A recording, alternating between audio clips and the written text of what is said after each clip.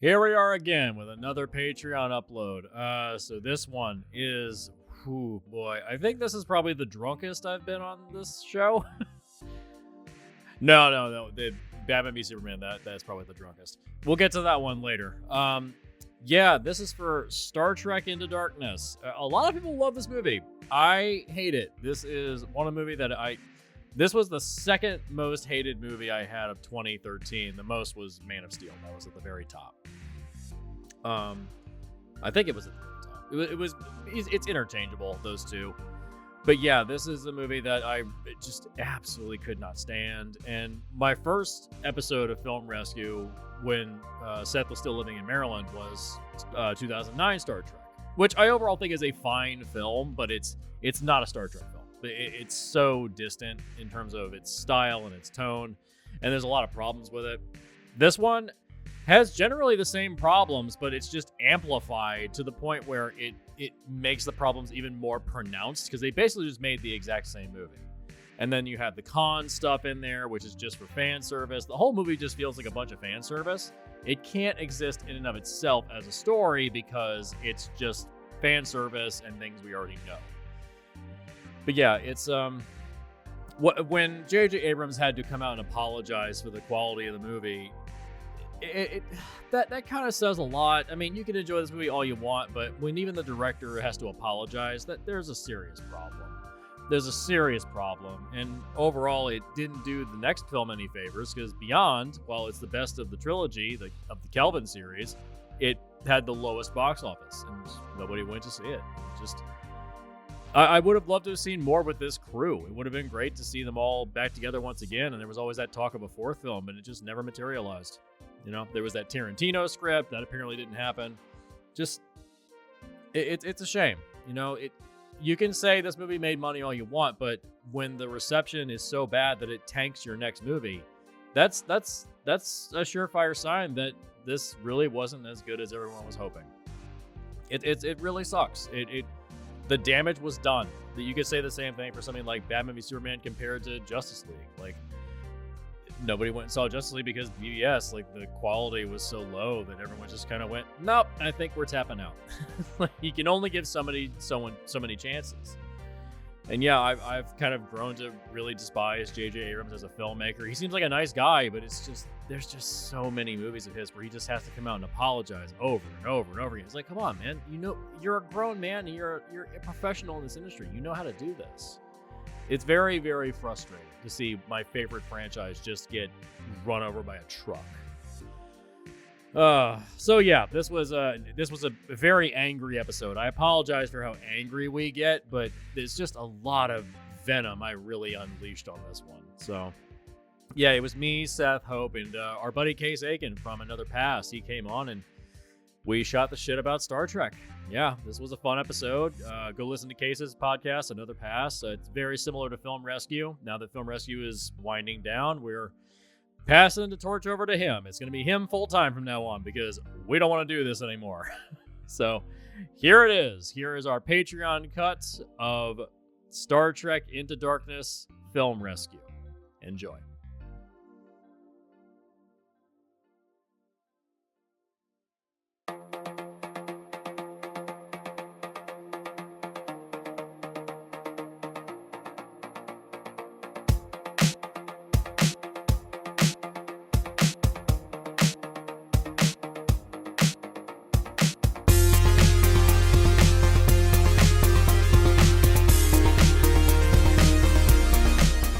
Hello, everyone, and welcome to Season 9 of Film Rescue Show.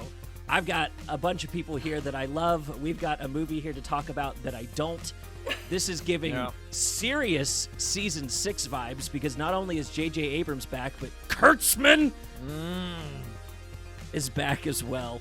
Welcome back to the Ferris wheel of pain. Before I introduce our movie, let me introduce our panel. I have Hope with us. How are you doing today, Hope? I have my soju. I have my red shirt on because I want to die.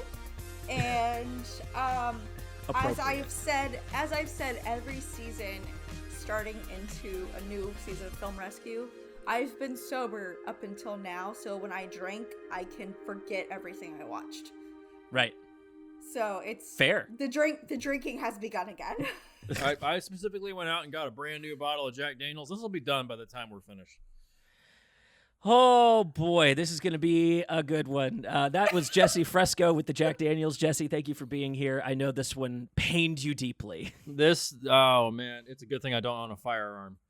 Oh, Jesus Christ. Set phasers to stun, please. We also have Case Aiken here from Another Pass and the Men of Steel podcast. Case, you're also a deep lore Star Trek nerd. I'm so excited to have you on something Star Trek. I'm sorry that it's this. It's okay. I'm honestly glad to revisit this movie since we covered it like years ago on Another Pass. So it was a chance to see if my notes actually held up in any way. It's a new inoculation, right? You get a new little vaccine. I think I found some new stuff that people would be like, huh? Oh yeah.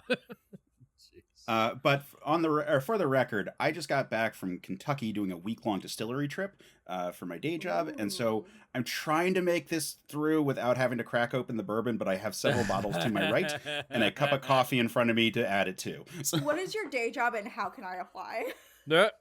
Well, if you would like to work with a distribution company for liquor in the Maryland, D.C., Delaware area, good. Look me up. I'm C. Aiken at prestigeledroit.com. I moved to Florida. Oh. I used to be a part of the Maryland crew. Sell your house, move back to Maryland, damn it. I'm sure Tina would gladly take me back. Are you kidding me? Yeah. Right. Well, let's announce our movie today. I've hinted towards it. It's Star Trek. I've hinted towards who wrote it. But guys, which one? Which Star Trek? We're going into darkness, and yes, that we is are. that is not a promise from the title. That is a threat. That is a threat from this movie. I hate the title of this movie. Yeah, it's so stupid. It makes so stupid. No sense. It was going to be my positive. It was going to be like they promised us this, and that's what we got. Let's run through this real quick. Did you know this movie's about 9/11? It's about 9/11. Oh God, boy, does it want to be. I would love to swing through and get everybody's first impressions of this movie. Because this is video, show of hands, who saw this in theaters? Wow, all four of us. Rough. All right, everybody, strap in for theater experience. I walked out so angry, I punched the poster. Ooh. I felt violated and offended walking out of it. Because this was my most hated of 2013. My most hated. Man of Steel came out like a month before this. I really hated that. This one, I had a deep, deep anger. Like, in the core of my being, I was angry. Because it felt like an absolute betrayal. I'm more of a Star Trek person than a Superman person, so I walked out, like, ready to fight. Like this. And do you know why he's called the professional cynic now? Yes, that's why I take that title. Right. Jeez. And you know what? I feel you. That's as a deep, like, longtime Star Trek fan like you, I'm sure that was hard to watch. And seeing the critic, what is the Rotten Tomatoes at this? Was it 86%? Oh, God. Yeah, because it appealed to viewers who weren't Star Trek fans. Yeah. Like we were saying before we actually officially started the podcast today, this film had the name Star Trek slapped onto it. Yeah. It's not necessarily a Star Trek film, but it appealed to general masses. And that's why, because it's not for Star Trek people, it's for general masses. And there's a big crossover and confusion because of that. Yeah. Interesting. Well, Hope, what was your theater experience like? So I went with one of my many of ex-wives back in Maryland, you know, not actual wives, but wifeys. Yeah. And she is the biggest, like, Star Trek person on the planet. Literally on the planet. But she's not necessarily a film person. So she loved it because it is Star Trek. But I could tell there was something wasn't sitting quite right with her. And I was just kind of playing nice. And I was like, oh yeah, that's great. Loved it. Blah, blah, blah, blah, blah. And I'm just sitting there like, I'm only here for my wife. I'm only here for my wife. I am only here for my wife. Then Yeah. after I was like, because this was in Towson area, we saw it, and I was like, Tilted Kilts down the road. Can we get sloshed? There you go. So we like went to the Tilted Kilt after, and she was like, "Oh, why'd you?" I was like, "Just let me drink, damn it, just let me drink." So yeah, that was my experience. Yeah, wow. So out the theater, straight to the bottle. Case, what was your theater experience like a full decade ago now? Oh God. So at this point, I was helping out a friend who was a YouTuber at the time for a show. Well, two friends for a show called Vash and Justin. So we saw it on like Friday morning in Times Square. Wow. Of the release. Wow. And the entire subway ride back to Queens to like actually record the episode for them, I was just like bitching about this movie the whole time. Seething. I mean, because like the first wave is just the pedantry of like all the nitpicks of this part was wrong and this part was wrong and this part was wrong. As I was like trying to like come to my thoughts about the structure and the themes and all the problems with it, because it was pretty hyped. I mean, ultimately, Oh, we all like, were. Yeah, like they're like '09. I still have, generally speaking, positive feelings for, even though there are a lot of problems with that movie. Yeah. And I was excited to see another adventure with this cast and crew. Yeah. I was disappointed at the amount of anti-hype or anti-promotions where they're like, it's not Khan. We swear it's not Khan. We swear that it's was not Khan. weird. That what? Yeah. Like, who Yeah. couldn't have guessed that? Like, seriously. And once the internet guessed it, stop lying when that's not the that's not the actual answer. Yeah. Well, it's because a line like "somehow Khan returned" wouldn't play well, you know. Well, also, it's not necessarily returned. To us, it's returned. I actually rewatched Star Trek Right. 2 last night, and then holy shit, it's so good still. Again, we're going back to Star Trek people versus general masses. You know, Yeah. so like the average watcher isn't gonna know who Khan is. Yeah. You know, so it's this whole. But it doesn't. Right. No one but knows it's the weird Khan! it's weird that they were aggressively denying that it was Khan leading into the movie when the internet had already figured it out, and then we got to the movie and it's a very bad version of a character, and it's racist version of the character. Yes. Oh my God. Like because the time change in the universe doesn't affect the launching of Khan and his crew into space in 1996. He would still be Ricardo Montalban. Yeah. Yeah. It's Moving on. Honestly, it's even worse than that. Like oh, it's way worse than that. It's way worse than that because because agreed that the movie fanboys did better at attacking Star Trek than this movie did. Yeah. I mean, it really makes it really bad when you try to say that this is a 9/11 attack film. When Kirk has to team up with Khan, who is a representation of Osama bin Laden, to take down Republican America, which is portrayed by Admiral RoboCop, that's not a good image. Yeah. So suffice it to say, for Continuing. my experience, this was frustrating at the time. It has only retained that frustration as I have explored it more. That said, with the passage of time and the fact that we have things like Star Trek Strange New Worlds, I don't have as much like burning ire about it, and I can see some of the positives, but like, man, this is the most disappointing Star Trek movie in the entire franchise. Oh yeah, I mean, I've said before that if you're a Star Trek fan and you say this is your favorite movie, I'm immediately suspect of you. Yeah. I hate to be the guy that pulls that card like, oh, you're not a real fan, but it's like, this isn't really a Star Trek movie. We put the phaser in the case to suss out Trekkies like you. Right. It really tries to not be a Star Trek movie. I remember when they were when they land on Kronos, which is that the actual spelling? I remember it being spelled. Yeah, I thought that was different spelling. But they use that spelling sometimes, so it's supposed to be spelled with a Q. Yeah, it's a Q. I saw that in Strange New Worlds too, and I was like annoyed by it. But it's... I can tell you why, because it's Kurtzman's Star Trek. Kurtzman is mainly the runner of Strange New Worlds, and he gets away with it because he kind of just stepped into the background for Strange New Worlds because everyone hates him at this point. But yeah, I noticed when they're in the landing craft, they pull out their phasers. They don't look like phasers. This is like guns. They just look like regular handguns. I'm like, you're not even trying anymore, are you? Reminds me a bit of this isn't your grandpa's antiquated Star Trek. Yeah, Seth, what was your reaction, Seth? We need to get to yours. Yeah. So I am another longtime Trekkie. I think we all are. Yeah. This is a fitting crew for this one. The gray VHSs of Next Gen sitting on my local Wonderbook video and picking one a week. That was me. That was how I got into Star Trek. And walking into this movie, I had liked the first one of this new trilogy, and I liked the third one. The first one was great.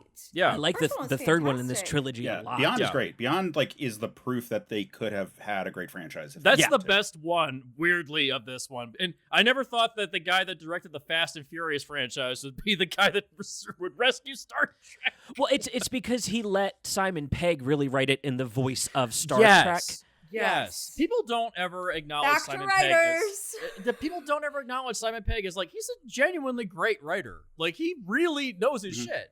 He's a super fan and he's an excellent writer. Of his own invention, he is an excellent writer, but he's also a super fan. That makes for exactly who you want to write at least the first draft of whatever these things are going to be. Well, I also want to throw out, it was co-written with Doug Young.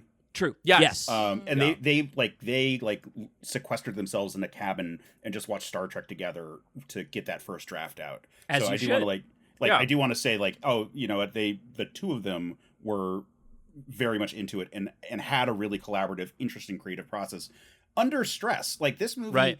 If you look at the writing history of this movie, it was 4 years before they had a draft. Yeah, the process of this whole trilogy, I mean, because this is now a trilogy, it's been recently announced that they're not doing a fourth one. The Tarantino script is out the door. Like, they're not doing anything more with this cast. I would have liked to have seen the Tarantino script, because it was not, apparently according to Carl Urban, it was not like Tarantino style. It was just it's a Star Trek script. It is. Are you just sure Star there wasn't going to be 50 scenes with just feet? I mean, he probably would have done that with the Orion slave girls, probably, because why not? My point. But we're not going to get a fourth one with this cast. We'll probably continue it with comic books. They continue that as well with this cast, but I don't see them going back to this universe. Seth, back to you. Yeah. No, So my thoughts walking into the movie was actually genuinely being pretty stoked for it. Regardless of, because I was in the camp of it's definitely Khan. I'm not dumb enough to fall for that. I know it's going to be him. So let's see how they deliver on it. So as they're delivering on it, and especially as we get to what is the major flip-flop structurally of these two films based on who dies at the end, that when we started to get into that part, I was like, oh, this doesn't just feel like they're trying to do their own thing. I'm very forgiving. I'm of the three hosts, I think the most forgiving of letting people do their own thing. This felt like an aggressive, double middle finger jumping off into the explosion. Fuck you and your granddad's Star Trek. We want new action Star Trek. And I'm not saying I'm opposed to that. One of my big positives is going to be the space Halo jump scene, but but they did it in the first movie. They even acknowledged in the script they did it in the first movie. He's like, I did it last time, but it was vertical. They literally acknowledge they've done this before. Mm-hmm. Right. They cannibalize their own material to create this other film. Well, and again, I'm okay when it's getting the team back together to essentially do the same thing again, and that's the lampshade joke. But that's not where they decide to end this story either. Yeah. And we'll get into the deeper negatives. I would like to force everyone into a positive section. I feel like this is going to be a long episode. I'm twisting arms into positives. Hope, you must compliment this movie. There's absolutely positives to talk about with this movie. I mean, for one thing, just like we said, the actual cast is very strong in terms of establishing the characters that they wanted for this role. How did Zoe Saldana get into every fucking major thing? Oh, Marvel, this was like she knows Star the right Trek, people. Yeah. Avatar. Jesus fuck, I want her career. Guardians of the Galaxy. Like she's Well, I said in Marvel, touch- yeah.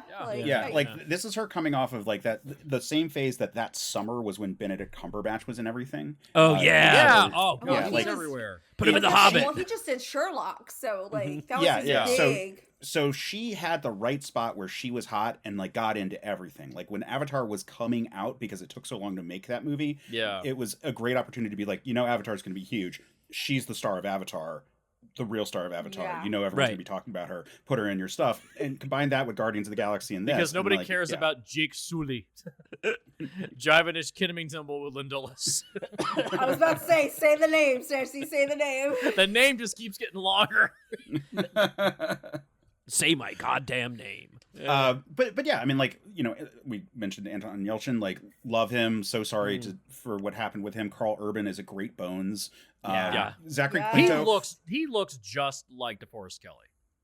Like he looks Yeah, just well, like and he's a doing young- such a good perfect. imitation too. Like He was he's perfect. stockier than DeForest Kelly. Dude, like he's Yeah. He even sets his massive jaw back a little Yes, bit I was to just thinking that. Yeah. He sets his give jaw a back. different to give a different silhouette. That's a real actor, right? Because that's hard to Yeah. do. Yeah. To think like, oh, there's a physicality to lock into and it's subtle. That's a hard thing to do. Yeah. I mean, look at his background though. He has the biggest range Yeah. I've Mhm. seen. You know, He's on every genre, I think, at this point. Yeah. pretty much. yeah, Pretty massive much. nerd god, like underrated as an actor, just has done so much 100%. great stuff. Those- Again, yeah. like Zachary Quinto as Spock, like everyone at the time was pointing out, like in terms of doing, here's this very polished version of the TOS cast. Yeah. I think he does a great job of that. It's different than Peck in Strange New Worlds, and for a series, I would prefer Peck. But like in the movie, Quinto is doing Yeah. a fantastic job of Yeah. the lens flare bright shiny version of TOS Spock, perfect.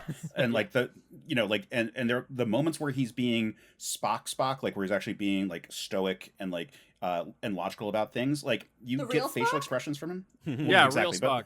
you get facial expressions from him that are perfect, that are exactly Nimoy Yes. kind of stuff, and it's such a good look for the character. And again, Zachary Quinto is an amazing character, like an amazing actor. He Yeah. really Yeah. is. Like Yeah. there hasn't been a single role of his that I've not liked. Honestly, I don't think anyone's careers have suffered for this series either. Like even No. for the I mean, the maybe Black Marcus Quinto movie. Quinto's kind of gone back to like television, and he's doing smaller stuff. He doesn't Well- really do big stuff anymore. I don't think. No. He's I one of think the few he- people that kind of like receded into the background. I mean, he's got like 3 movies coming out in the next 3 years. It looks like. Yeah. Well, he did. But a is he lot the with lead? He Oh, did true. a lot with Yeah, man, American true. Horror Story. He did a lot with that. Oh yeah. He did a lot. So of he that. was work. Yeah. He's worked a lot with Ryan Murphy lately. So Yeah. he's been doing a lot more with that stuff. Yeah, And- he's doing fine. Right. Yeah. He's fine. Yeah. Yes. Everyone is doing Nobody fine. Nobody left Hollywood because of this. The Right. best thing that happened because of this film, Orsi and Kurtzman split their writing partnership, and Abrams hasn't worked with either of them since then. So we at least got the team to break up. Yeah. It's like The everybody best kind of breakup. realized this was a mistake. We Yoko'd the Beatles. Yeah. But it was so required here. Oh, boy. God. You went there. You fucking went there. For those that don't realize, Yoko Ono was the one that broke up the Beatles because she was very insistent that John spend more time with her, I think is what it was. I feel like the joke was right there. Jesse's wearing a T-shirt that is a Beatles parody. So But yeah, it's Mary Shelley, Edgar Allan Poe, H.P. Lovecraft, and Bram Stoker, the Beasts. So- wow, what a starting lineup. Hope, compliment this film that is not a cast compliment. Well, you saw what I said in my Discord, right? In the Discord chat. I did. I took a photo, this still, of when she's getting changed. Alice Eve, yeah. Alice Oh, God. is getting changed, and she's just like, I'm like, Oh yes, my goddess. Yeah. Oh, yes. Senpai Listen, noticed me. God damn. Yeah. I think if we're gonna go so far out of our way to compliment people like Chris Hemsworth and Hugh Jackman for getting in Everybody super is duper gorgeous in this cast. Yeah. Yes. Those guys get in super duper shape and people freak out about it. Alice Eve is doing exactly that same kind of training for this kind of scene. And while it is a superfluous scene, if we're going to compliment Hugh Jackman for doing it, we're going to compliment Alice Eve for doing it. She looks great. You know what bugged me about that scene, though? The fact that she's like, turn around and like they're just talking. It's just sex position. It's just the Game of Thrones style. Like, let's have a thing. And we're in the future. Like, she's just in a bra. Like, it's not. Yeah. Why does there, like, it would make more sense, honestly, if she was changing and Kirk was having trouble because he was staring, but like, she didn't care, kind of thing. Yeah. The fact that she's like, turn around, and then she like changes, and then like, it's just and like. she's like, look at me. Ah. Exactly. It's weird. They're trying to like, they're trying to have their cake and eat it too in that scenario. I think it's because they also just made the comment or she made like, oh yeah, you fucked my friend from school, and he's like Jana, and she's like Jana, or like fuck the name Christine Chapel. Yes, Chapel, who is referenced in the 2009 film but never shows up. It's like, why is she not here? Like, right? Yeah, I mean, because we had to do the alien sex scene for that one. And this is a character that is from Star Trek II: The Wrath of Khan, and in that story, off screen, she and Kirk had a relationship, and they had a kid. Yeah, and like the subplot of that film is him coming to terms with, oh, I'm actually a father, and I'm a deadbeat dad. Yeah, like that it provides more character stuff. Like, again, Wrath of Khan is really fucking good. Yeah. In case you didn't know. Echoes of your past ripple into your future is like the thing on display in that movie. And it's, I think, the biggest thing they whiffed in this one. But yeah, there's a bit that's in Beyond that I really like, which is they're on the third year of their 5-year mission, which, by the way, makes Star Trek Beyond technically the next episode because Star Trek was canceled after a third season. That's technically the next episode. He mentions to Bones, I'm now older than my father was when he died. And it's like, oh, you've outlived your own father. Yeah. Like, you're still young, though. Yeah. Like, like, that's an interesting crux for a story, and that's why they were talking about doing another time travel storyline where Chris Hemsworth shows up again, and they eventually jettisoned that because because he was like a nobody. That's why he was put in such a small that role. movie for 2 minutes, and he's gone. Yeah. So another positive I think I'd say, obviously, you know me and my fuzzy creatures. I love tribbles. I'm glad they brought in a tribble. Oh yeah. Little tribble reference, that was worth it. Tribble reference, how are your tribbles in there? So, I will. If I'm gonna dig deep into positives, though, I have to say, so many negatives, but I want to say that I liked that they attempted more of a father-son relationship with how, like, with because Kirk, his father died when he was born, basically, right. Mm-hmm. Yeah. And so I like how they tried to incorporate like a father-son relationship in the beginning of this film, I guess, to give them more of a grounding. With him and Pike, that does work really well. Pike, I really liked how they developed that, since like at this time we didn't have a lot of Pike in canon. Exactly. Yeah. So I really did like that. They tried to go for something genuine and wholesome, and I think it was good attempt at character development, and I that's what I like. I like a lot of Pike and Kirk, and how, like, no matter what, he always stuck his neck out for Kirk because he was like, this is basically my son, for some reason he always felt responsible, like he had to take care of. He, even when he would like be mad at him, he's like, I'm not mad, I'm just disappointed, type of deal, Well, yeah, because like the internal struggle there is Pike knows he would have done the same thing in many of these situations. Right. And so it's going like, I have to crack down on you because I'm an admiral, but like you're getting off a lot because I understand your heart's in this for fucking real. Yeah. It's Exactly. unfortunate It's unfortunate that this Pike was never continued in like the traditional Pike, where he Yeah. ends up in a wheelchair, and Right. they hint that he sees his own future in the Strange New World show, where he sees himself in that chair from the storyline that's post the Cage episode of the original Trek. So it's nice that they got Ansel Elgort to play the traditional Pike. So, Yeah. but Gotcha. it's Anson Mount. Anson Mount. That's Anson Mount. Yeah. So that is not a name that rolls off the tongue. No, it's Anson Mount the Fourth, son of Anson Mount the Second, younger brother to Anson Mount the Third. Wow. All I didn't know you right. could do that. I didn't know you could number the boys further down, but I guess, yeah, what would stop you? Yeah, it was also different marriages, apparently. So, like, Oh. his dad is prodigious. So I got Fuckers positive. setting up franchises. Right. I will say I do have a crush on Anson Mount, but I loved him from a little movie that no one fucking knows of. I feel Is it Crossroads? no, it's Pool Hall Junkies. Okay. Oh yeah, I remember that. Yeah, you sent me that. Yeah, Mm-hmm. I still need to watch that. I saw he looks so young in that movie. Yes, that was my first introduction to him, and I fucking loved it. Yeah. Case- Captain Case- Daddy back in his Sundays. Right. Casey, you said you had another positive? Yeah, so despite the fact that this whole movie needed like a proofing pass just for like all the tech words and all of just the random gibberish, I think that the opening scene is actually pretty strong overall. There's certainly, it's fun Star there's certainly Trek stuff. things Yeah. to adjust. Yeah, Yeah.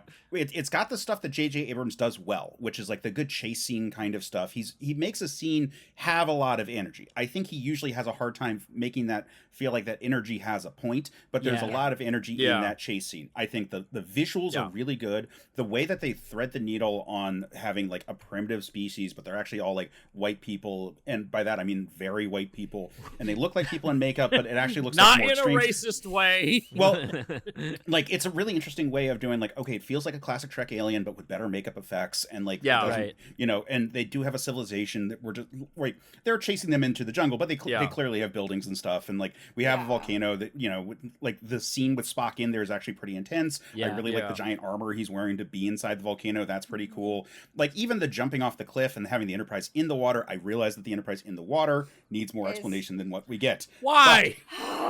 Again, these are all like very, very basic script fixes. Like, like again, scratch out the line cold fusion because that is not what those words mean, and replace it with any sort of like cryobomb or anything like that. But that again, that's a pin edit. Like you could even ADR that shit if you really had to. Oh yeah. Like, and all of that is stuff you could have fixed with very little work at all. But the overall scene of like, okay, well, we were trying to do this thing, which is a very Star Trek type thing to do. There's going to be a natural disaster that wipes out a sentient species. We want to stop it, but we also don't want to interfere with their society. All that stuff. Good juxtaposition. Very good Trek ideas going into it. The only real Trek stuff going into this movie. And I like how we have that. I like how they remind us what the Private Directive is. I have to say, aliens seeing a spaceship once is not as big of a like interference as some of the other things that you could get in trouble for. So it is weird that it's like taken that seriously to that degree. Doesn't Kirk at one point go down to a civilization in the original series and read people the Constitution? Well, but they're spacefaring, so it is slightly But I mean, well, or they're it's like they're a devolved like primitive state of like of a nuclear species. Like the line is always very kind they're of on the cusp of achieving nuclear capabilities, basically. Yeah, like I honestly, because like if that happened to humanity, like we would have a bunch of myths about someone in a sky chariot, and that would be it. Like the amount of impact would be different. If tech was left behind, that would be a much bigger deal. Right? Yeah, absolutely. As far as impact goes. Although the military but again, has recently revealed that aliens are real and there's UFOs watching us all the time. Does anybody care? Nope. Just make my rent go lower, please. So I did want to bring this up real quick. Everything that is brought up in this movie, like the Prime Directive, the whole time thing, everything. If you want something that's good, watch the 3rd season of The Orville. Yes. Oh yeah. It covers the same territory. That's what I'm saying. Every pinpoint in this movie was covered in at least one episode of the 3rd season of The Orville. Yeah. Like if that's my quote unquote, that's my quick fix. Watch the Orville. If Seth Done. MacFarlane is doing better with the material than you are, you should probably like rethink a little bit. You know? Hasn't Like, Seth MacFarlane cameoed in Trek at some point? I swear he has. Yeah, he had a cameo in one of the Kelvin movies. I forget which. Okay.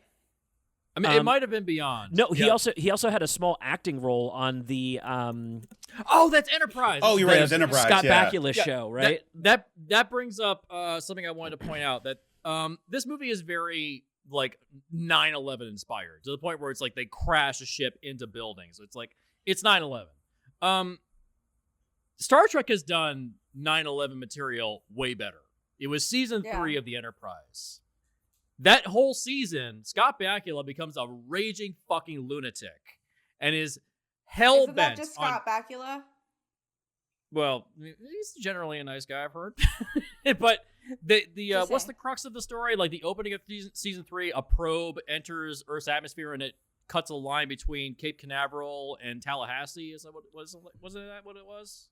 Oh, I forget. Yeah, It's like a been huge chunk so of Florida long. gets wiped out. A huge chunk of Florida. It's like 30 million people died. Like Yeah. that. Sorry. because Take of the me now! Zindi. Take me now! But yeah, that's the point. It's like it's because like, and it's not just that. It's like it takes out the place where NASA began, Cape Canaveral. It's like boom, gone. So it's almost like it's an insult to humanity's progress as a species.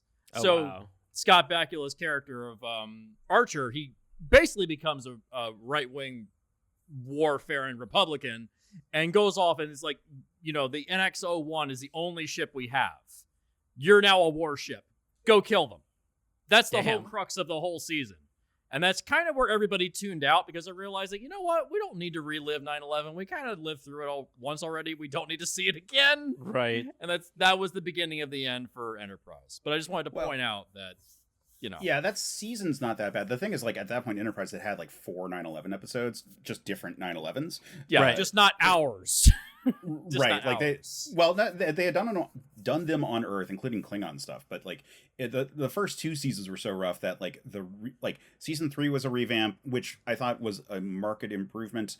But it was this big sequential or like serialized story that you had to watch the whole season basically to track it. Yeah. And then season 4 was another revamp, and they kind of got their footing. And then they had a great episode with Peter Weller, who, you know, Admiral Marcus in this movie. Yep. And then playing the and then- same character, basically. basically, yeah. And then they had a really bad finale, and then the series was canceled. Oh, that fucking finale. I'm still angry about that.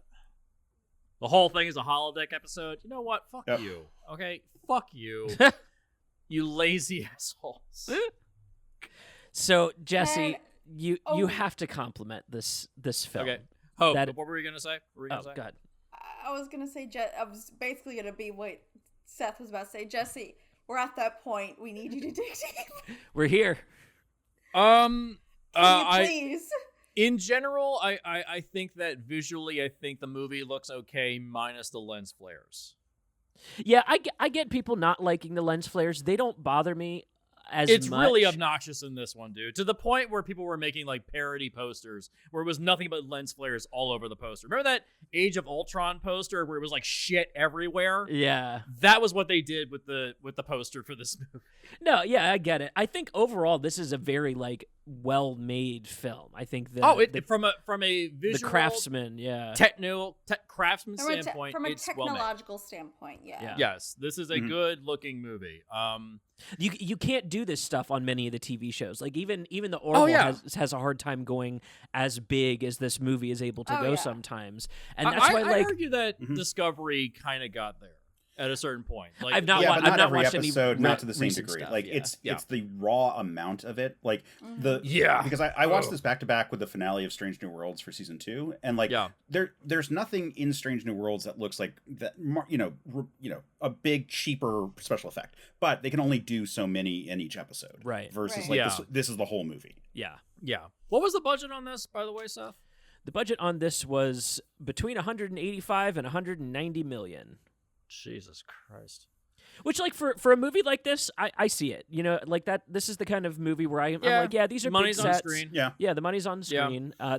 It's going right into actors that we like. Like, there's functionally, and there's a lot of goodwill for the series too. I think that a big reason that we're not like absolutely eviscerating it is we love Star Trek. We don't want to be mad at it. You know, this isn't something that we desperately love doing. But I'm not think, mad at Trek. I'm just mad at like Kurtzman, Orsi, and Abrams. They're the ones that are the most to blame. And so, unless there's any more compliments for the film, I think we're ready to music. I like Michael Giacchino's score. This is the one time where I could say revamping the main theme actually worked. Yeah. Okay. That da da da da da da that like rising crescendo that works for me. Like but they still incorporate the original Alexander Courage theme in the end credits. So I like that. You know, it's still there. It's like having a Superman movie, but then still at the very end credits, the Superman theme appears at the end of the movie. Right. Yeah. Yeah, it's something I liked with the score. Although I will say there are times when I didn't think it was needed, like the death of Kirk, where it just like pushes music down your fucking throat. Mm-hmm. It's like just put it in, just make it quiet, man. Yeah, that Yeah, like I said, Wrath of Khan. I watched it last night. The music is so in the background of the death of Spock, as it should be. As it should be. Yeah. It's like it's the death of a major character, and they didn't think at the time that was filmed. Nicholas Meyer wrote in like, "Yes, Spock is dead. We're never bringing him back." And then it was filmed without his permission. The casket, the torpedo casket on Genesis, and it's like, and then he admits on the commentary, "Yeah, I was wrong. It was nice to bring him back." So, just for the one sequence in Undiscovered Country, the 6th movie, where they're building a new photon torpedo as it's going down the launch tube, and he just says, "I'd give good money if he would shut up." just to have Spock say that to shut up. What was that actor? What was it? Christopher. Oh god damn it! What's his name? I don't know. Fucking. He was in Knives Out. What was his name? What was the actor? Plummer. Christopher Plummer. Yeah.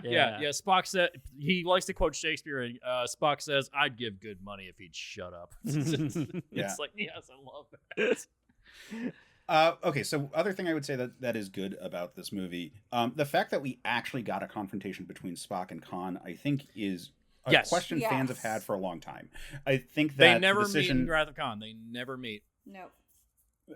But particularly the question of like, well, where does Khan stand, knowing that we've always established that Spock, being a Vulcan human hybrid, is more advanced physically than a human? So like, what are the power tiers on that one? It was nice to actually set that, just because it's always been an open question, and if you're gonna do it, you might as well. Like it's like fun that we do it. I don't love that it's just like, no, look, they're evenly matched completely. I think it should have been more of a discrepancy, but that and the fact that he just totally shut off and like went berserk. Like, there should have been some fucking line that Spock should have had instead of just, like, shut down and you know, like... Hope. It's absolutely within his character to violently beat a man to within an inch of his life. It's absolutely within Spock's character to do that. Yes, it's logical. God. So logical. My God. What I absolutely needed at the end of this movie, after Kirk is supposed to die, a goddamn foot chase. Oh, Jesus Christ. That gets it nice and up close and personal for your actors, you know? Mm-hmm. Sure. Well, yay. Let's get into our notes. What isn't working for us here? Let me pull out my massive notes list that I made last night. Jesse sent me this, and it took up like 5 photos worth that he sent me through text. I was like, holy shit. Let me start with just like a very broad strokes one, which is the wasted opportunity of this movie.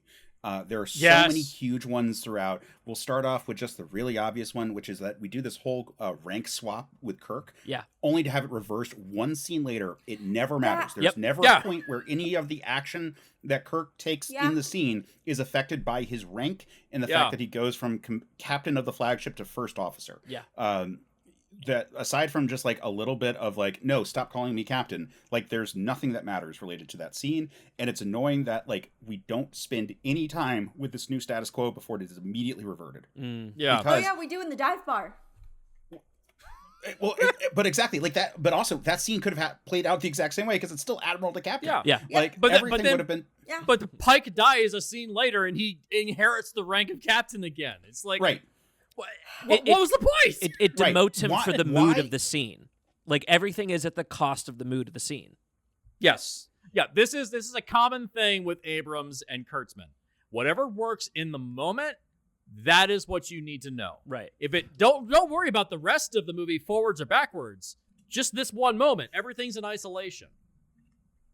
Yeah. They're like good just have some scenes, time. not a Yeah. movie. Like, Now, while we're on the Yeah. topic of Rise of Skywalker, I want to get into the shut up, Well- Jesse. But so like it's that wasted potential for everything. The Yeah. There's idea no that we're gonna cohesion. No that we're cohesion going to between bring any Khan scene. back and have this character who, get outside of the characterization is so wildly different, and that his abilities are so, ramped up for this movie, and the fact that it is a British man playing an Indian, like Right. from the Rough. 90s, Oh. like there's a lot of stuff going on there. But when they're like, oh, we needed someone who could counter the savagery of the Klingon, and the best ideas they had, and I know I'm a broken record on this one, but the best ideas they had was, what about bigger ship? What about faster ship? What about transporters? What about maybe less people on ship? Like, even the USS Vengeance, this big warship that they come up with, Can be run by one person. yes, which by itself, like, that's stretching credulity on that one. Right. But like, why does it look the way it does? Why is it a bigger target? It's bigger and it's black. Can you tell it's the bad guys? Why doesn't it have more gun banks if it's gonna be this warship that way? If it's Yeah. gonna have a giant saucer for some fucking reason, have the entire front of it be like armed to the teeth instead of like, well, we got a couple guns on the bottom just like every other ship. Yeah. This is the one moment where I'll compliment the Halo universe with their ship design. All their ships look like giant guns. Yeah. Because they're designed for combat. Right. Yeah. They're literally giant guns. At this point, Like- why don't we just make everything Gundams?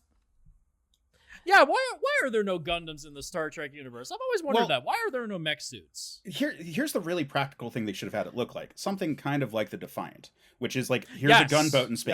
Yes. It's really Okay. compact. It has a Okay. blade of armor. We've got a lot of cool stuff Yeah. like packed down into it. If you want to make a Wrath of Khan reference, have it look like the Reliant, which is a very similar body plan to the Defiant. Yeah, Like, but you it's, could have had it's still an inferior ship. That's what's cool about Wrath of Khan, is that that's a science vessel compared to the Enterprise, which is a Constitution class, which is well, but just the meant for Constitution class is an exploration. older ship, though. Like Yeah. like that's what part of the juxtaposition is. Like, here's the more advanced, but like specific, like very focused kind Yeah. of But it's device not versus- designed for combat. Right, So- like the Constitution classes were like a multi-purpose kind of ship. Yeah. But like, have a ship that is designed specifically for it. And what I'm honestly saying is that they should have tried to have some actual creativity. Like, the big example, again, we covered this on my Star show, Wars Rebels. Yeah, we talked about Into Darkness on my show, Another Pass, which is a similar setup of like, let's repitch it. And I had said at the same time, I still like, think you ripped off our shit, dude. like just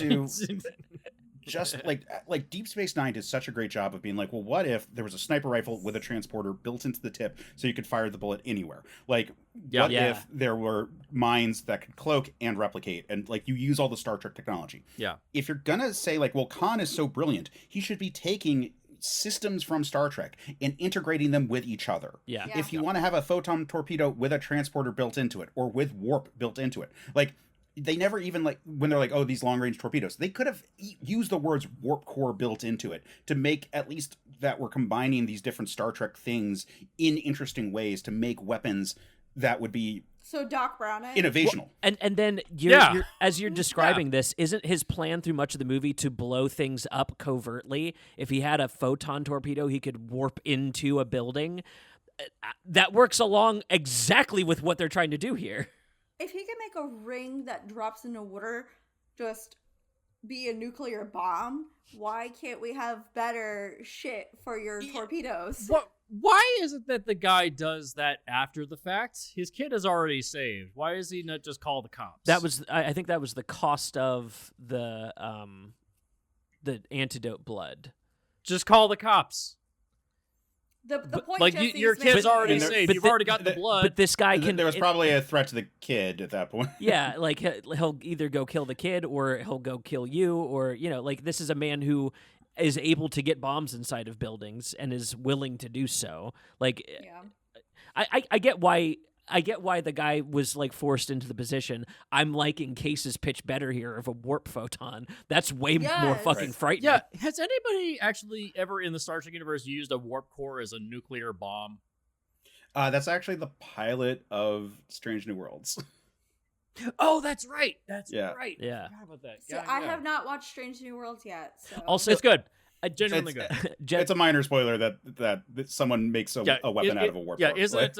It's it's the ruined it, Gorn are totally. at war, and Pike intervenes by accident, something like that. I don't want to fully explain this one because, like, if I explain more, then that does start to get into big spoiler territory. But It's fine. It's fine. Yeah. it's a good episode. But like, yeah. Yeah. The point is, you could do cool stuff with it. You know, I had proposed previously. Well, what if they had like spacesuits that had warp, so that you could have like shock troops arrive on a ship or something inside their shield range. Mm-hmm.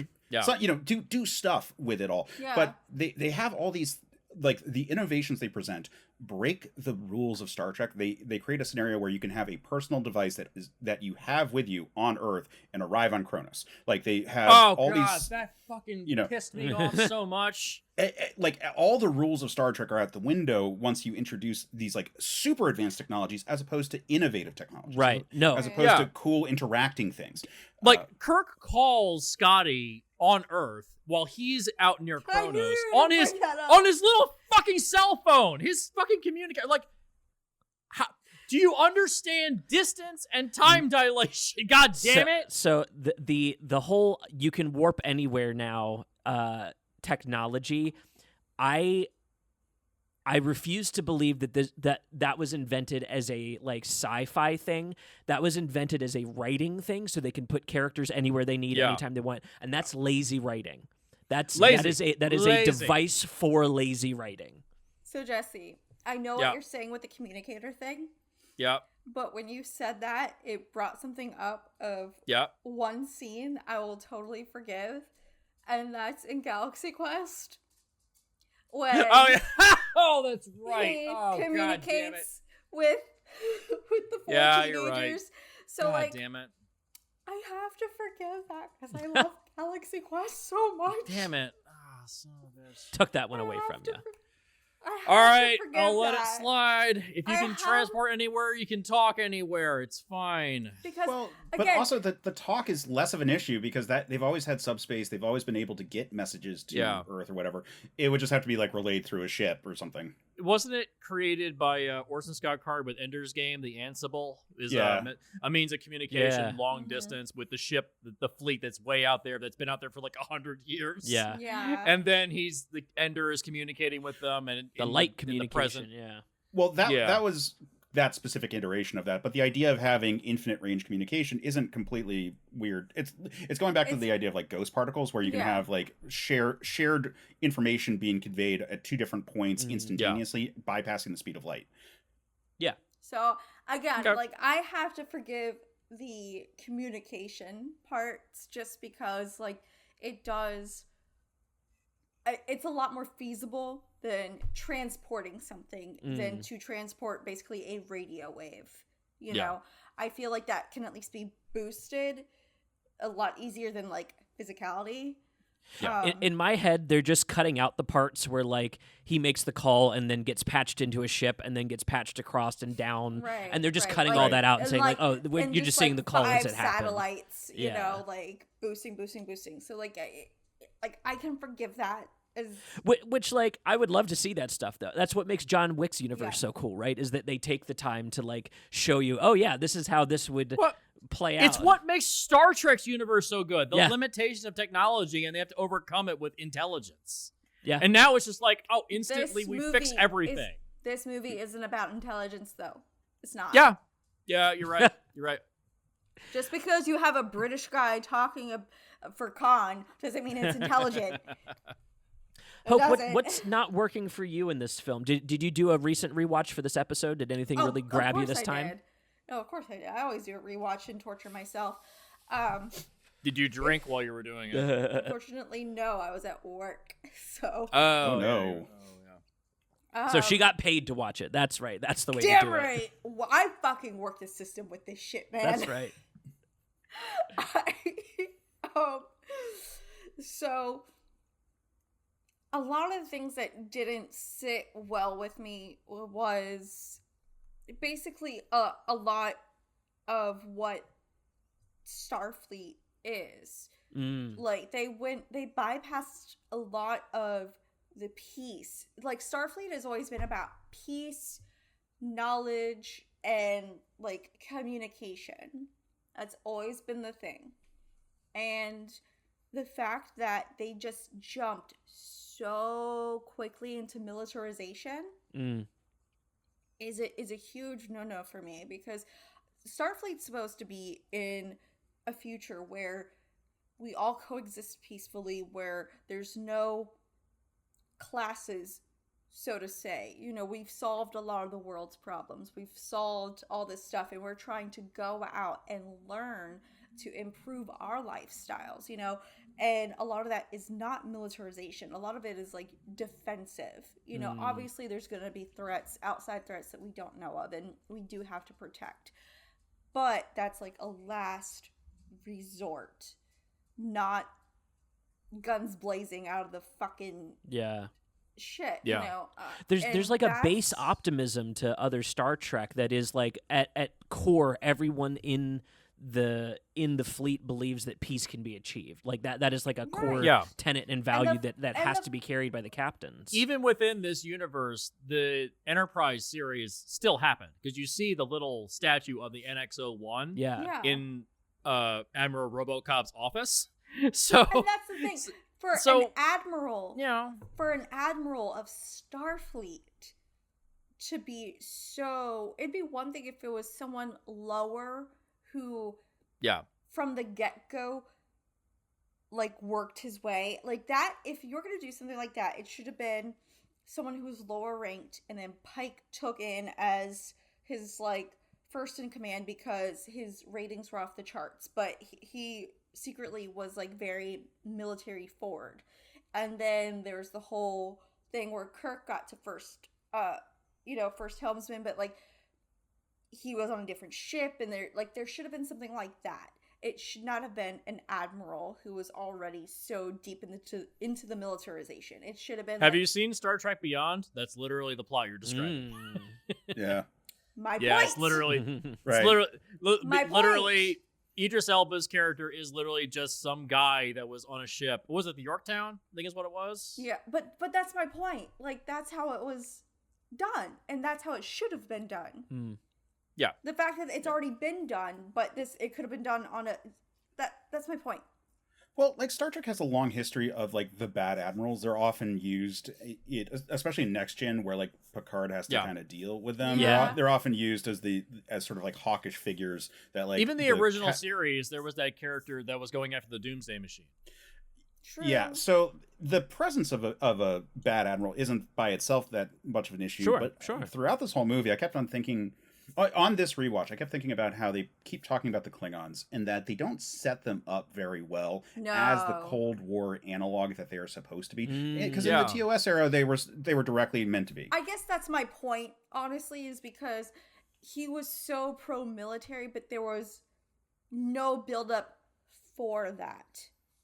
Yeah. Like, literally right. We needed, like, a Klingon build-up. incursion at the start. Like, Yes. after the opening sequence, we needed some sort of news about Klingons on the border, or, like, some colony was lost. We need some kind of detail about that to indicate that this like, standoff with the Klingons is currently happening, and that there is a lot of friction. And honestly, we need a lot of characters talking about it. Like, Exactly. the fact that we just have Admiral Marcus, honestly, every time an incident occurs, the first question should be, was it the Klingons? Like, when the Section 31 base blows up, you should have had a character being like, someone blew up the archives. Was it the Klingons? Like, that should have been the logic, so that we set the seed that everyone is on that beat. Because at the end of the movie, or really at the end of the second act, when Marcus is trying to make his, like, final claim about the Klingons and how he needs to be the one to, like, protect Starfleet from this whole situation, we need to have it feel like it is a compelling argument for everyone on, like, in the movie. But at the moment, the only person who seems bothered by the Klingons is Marcus himself. Yeah, because there's no active threat, because everyone else is saying, oh, they're in deep space, they're on the border,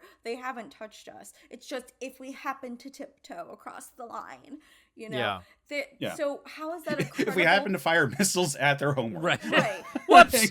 So, Whoops. They never even that's- mentioned the neutral zone. They never even mentioned Right. the I know, armistice right? line between the two. And that's what I'm saying. I think that's the biggest thing. The fact that they did such a jump to militarization without any threat. There was no threat whatsoever. Like, it's just this. You could have You're done not gonna. Yeah. you could have done the intro as we got it with just the additive of this planet is in the neutral zone, the Vulcans are here too, and now we're having to like do this three-way communication thing between the ground team, the Starfleet, and the Vulcans, and show the Cold War status that is happening in the very opening. You guys are literally talking about Star Trek VI, The Undiscovered Country. This is literally the plots where they're going to frame the Klingons for an assassination of a Starfleet official. Right. Oh yeah. Like, this is literally the plot of an actual movie that already exists, which was the final film of the entire original cast. yeah. Yeah. Take some. This shit has been done before. It's like, why couldn't they do that? Yeah, like, take some I'm notes That's fine the from with, it. point. I wouldn't mind a reboot if it's makes Had a sense. point. You know? It Had makes a- sense. I think the biggest thing about this movie is that some of those earlier Star Trek works, though, again, were coming out of the Cold War. Like A lot of shit like was. The Undiscovered Country is the wrap up movie to the Cold War era, and thus it feels like we can actually have like we have come through it. We are on the other side. Let's have just sort of like our final treatise on it all. And this movie is coming so much further beyond that point that the general audience isn't as keyed into the thought of like of that looming threat of a hostile power just across like some sort of unspecified border. Right. The world that this movie came out into was a world of weird police actions and a very different concept of war. Yeah. Yep. Post 9/11. Exactly what we need to deal with Star Trek. Right. Seth, you had your hand up a second ago. Oh no, I was communicating to my webcam because it had switched into robot mode instead of instead of just holding. War, speaking of war, I have a war on pollen right now. That's why I keep scratching my nose. Oh my god, I feel you. Your nose is very red right now. Because I'm scratching it because of the pollen. I just did yard work. I just did yard work yesterday, and so like pollen fucking. So I'm like, God damn it, my nose. So, what else is not working for us on this? Jesse, regale us with some of your notes. I'll give you my top 5. Why isn't Kirk been booted out of Starfleet at this point? Right. Like, you literally violated the Prime Directive in like 5 separate ways on that other alien planet. Why have you not been kicked out? They just keep giving him a pass every time. No one follows the rules of Starfleet. Pike loves him. Oh god. Another thing. Why are Kirk and Spock friends? I have a second question to that one, or a part 2, which is how are they friends? Yes, they barely spend time together. That's one of my big notes about this movie, because in the previous movie, that's them meeting and having friction. This movie hinges on them being friends, but we actually never have a scene of them being friends. They the entirety of the original series never occurred. So we're jumping right into their best friends. Why? Well, yeah, and the argument is it's because Kirk was willing to violate the Prime Directive to save Spock. For his crew. Basically, it's not even just for his friend, it's for his crew. So that's a whole different argument at that point. That's just him caring about his crew, not a friend. Like that's fine as long as we establish that he does really care about Spock. Like we needed a scene where they were talking before they wrote the reports, right? You know, or when it came out, and have them kind of interacting, like the second pilot for Star Trek, the Where No Man Has Gone Before pilot, where we introduce Kirk and Spock together playing chess with each other and having like a little bit of repartee about the differences between like humans and Vulcans. Yeah. Like we needed a scene kind of like that, and I have some pitch notes, but we needed something like that early in the movie to be like, oh yeah, they are actually friends, even if they bicker. Yeah. They could have even been like, we just grabbed a drink at the bar. What the fuck? How is this not working? Yeah. He could have even been like, when did you send the report? We were drinking last night. Like something stupid like that. Is that what you were typing?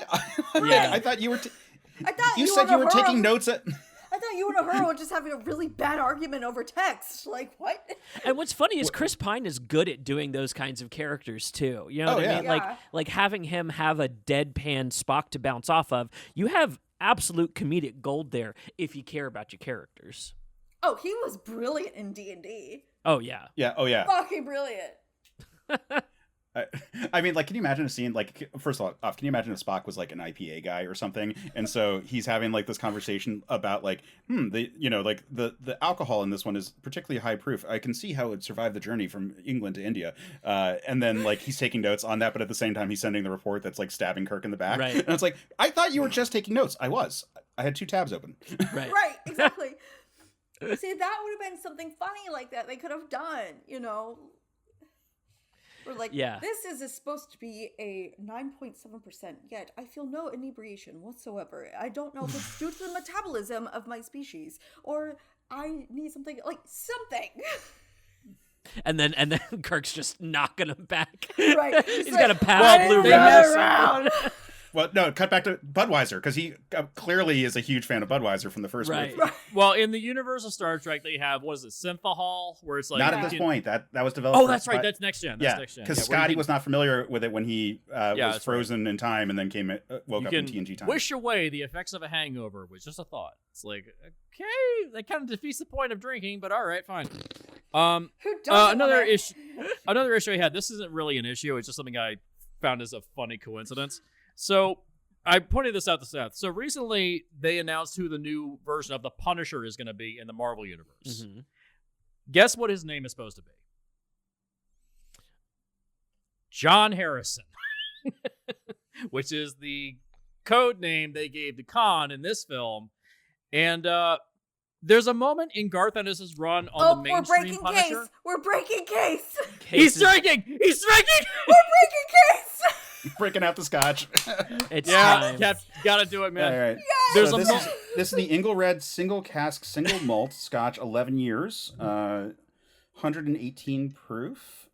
Wow. Yeah. Case is about to have a great time.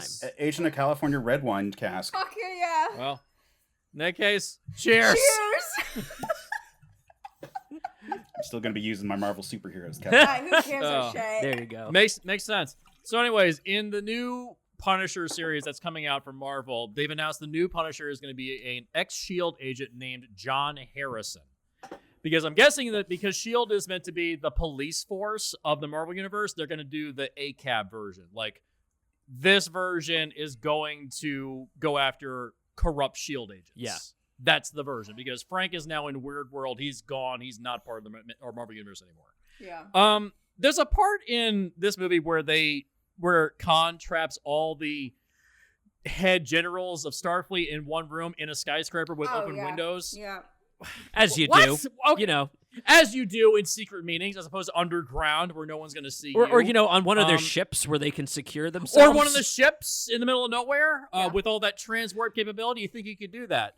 But he traps them all in one room just so he can kill them. There's a moment in Garth Ennis' run on The Punisher where he calls all the heads of mafia groups in New York City to one location, and he calls one of them and he says, "Why would I want all of you in the same place at the same time?" And the final page of that issue is him standing at the top of a set of stairs with a squad assault rifle. Oh my God. Yep. It's literally the same scene. This has nothing to do with Star Trek. It's just a funny coincidence. And they named him John Harrison.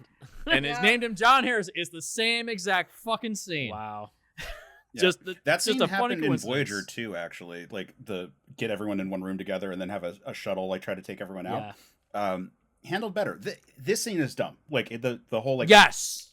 There was a random explosion, so But Starfleet regulations puts us all in this room together in an exposed spot. Like I don't know how where people can literally see you through the windows. Right. It's like a board meeting at Facebook. Like, come on, man. Like, you can try harder than this. Another issue I have with the movie. Oh man. So why exactly? This is just a nitpick. So I liked the moment in the 2009 film where the view screen in the Enterprise cracks and Kirk is like, do it! It's like that moment just like building up, like, oh my god, the view screen's gonna crack and they're all gonna suck down into space. Nice moment. This is the biggest nitpick, fanboy bullshit I will ever point out, and I apologize for doing this. Oh no. There is no glass on any of these ships. Oh yeah. It is transparent aluminum. I know Hope is looking at me like, man, boo, yeah. The Hope is like, wow, fuck you right now. I get it. No, here's the thing. So my grandfather is one of the top-rated pilots, like, in the world. He actually has an award for flying for over 60 years without crash landing or anything. Yeah. So I know on how any airplane, spacecraft, anything is supposed to be made. And, like, so I'm agreeing with you. Like, because I'm thinking, like, I know all of this. Like, for a fact, I've been taught by one of the best in the world. So, yeah, I get it. Yeah. Why do they put glass on these ships? And it was my understanding that there wouldn't even need to be glass. You would just have a view screen there and then cameras on the outside to take the video. Yeah. That's what it is. That's what it is on the Enterprise. It doesn't make sense that, like, it doesn't actually make sense that the helm, that the command bridge is on, like, the most exposed part of the ship. Like, why wouldn't it be, like, buried in the middle? That's even pointed out in one of the Halo novels. This is back when I was still into Halo. I think it's in Fall of Reach where they're talking about the Pillar of Autumn, the main ship from the first game. Yeah. They say, like, the command center of the ship is at the bottom of the ship on the front side. And they say, oh, there's exposed windows everywhere. And Captain Keyes in the book says, well, it is kind of unfortunate that we have an exposed view of everything, but damn, what a view. It's like, if somebody took one shot at that with a sniper rifle in the middle of deep space, you're dead. Just gone. Yeah. Gone. Yeah, so it's like, it's kind of stupid, dude, to have glass everywhere. Deep space sniper assassin sounds so cool. Hey, like that'd be really good as an idea for this story. I was gonna say, that's a great video game right there. Right. Yeah. My other big negative, Magic Blood. Fuck you, Kurtzman. This is the beginning of the first of, like, 4 times you have done this trope. He did it in The Mummy. He did it in Amazing Spider-Man 2. This motherfucker, I swear to God, has used this trope so many fucking times. I hate it. It is bullshit. It's lazy writing, and it makes no sense. Like, what? Like, Kirk asks Bones, like, why are you putting that blood into that tribble? It's like, well, Khan's blood apparently has some kind of regenerative properties. I'm going to put it into this tribble. Why? Yeah. And also, why then? Like, that scene feels such first pass at, I need a primer for the explanation that's going to happen later, or just a reminder, because we got it earlier in the movie. But where they're like, well, this is why we know that this would be a thing that we could try. And again, that feels like, fuck it, tribbles, like, as the reason for that scene right there. But why would you do that when the ship is about to go down? Yeah. What an odd time. To set up that we can somehow resurrect Kirk at the end of the movie. I mean, but that was set up at the very beginning, though. I mean, again, yes, exactly. The meta reason makes sense, but the actual in-world reason doesn't. Yeah. I'd like to point out that this trilogy of Star Trek movies is eerily similar to the new Star Wars trilogy that we got. Oh, yeah. To the point where the third movie writes out the entirety of the second installment. Yeah. Like, hey, Magic Blood, they can save everybody. Oh, no, we don't even mention that in the next one. Yeah, we haven't spread that one out through outer space yet. Carol Marcus is going to be part of the Enterprise group. Nope, she's not even in Star Trek Beyond. She is gone. Which was disappointing, but yeah. Yeah, but it's just like a lot of stuff they just wrote out. They just said, you know what? Forget that even happened. Just jump right from 2009 to Beyond. You don't need to watch this. Nothing. There's no consequence. Kirk becomes captain of the Enterprise again, regardless. Right. Yeah. Nothing. Right. But the difference between Star Trek and Star Wars, when we're talking about the Abrams trilogies, is that Rise of Skywalker's Wars, bad. Right.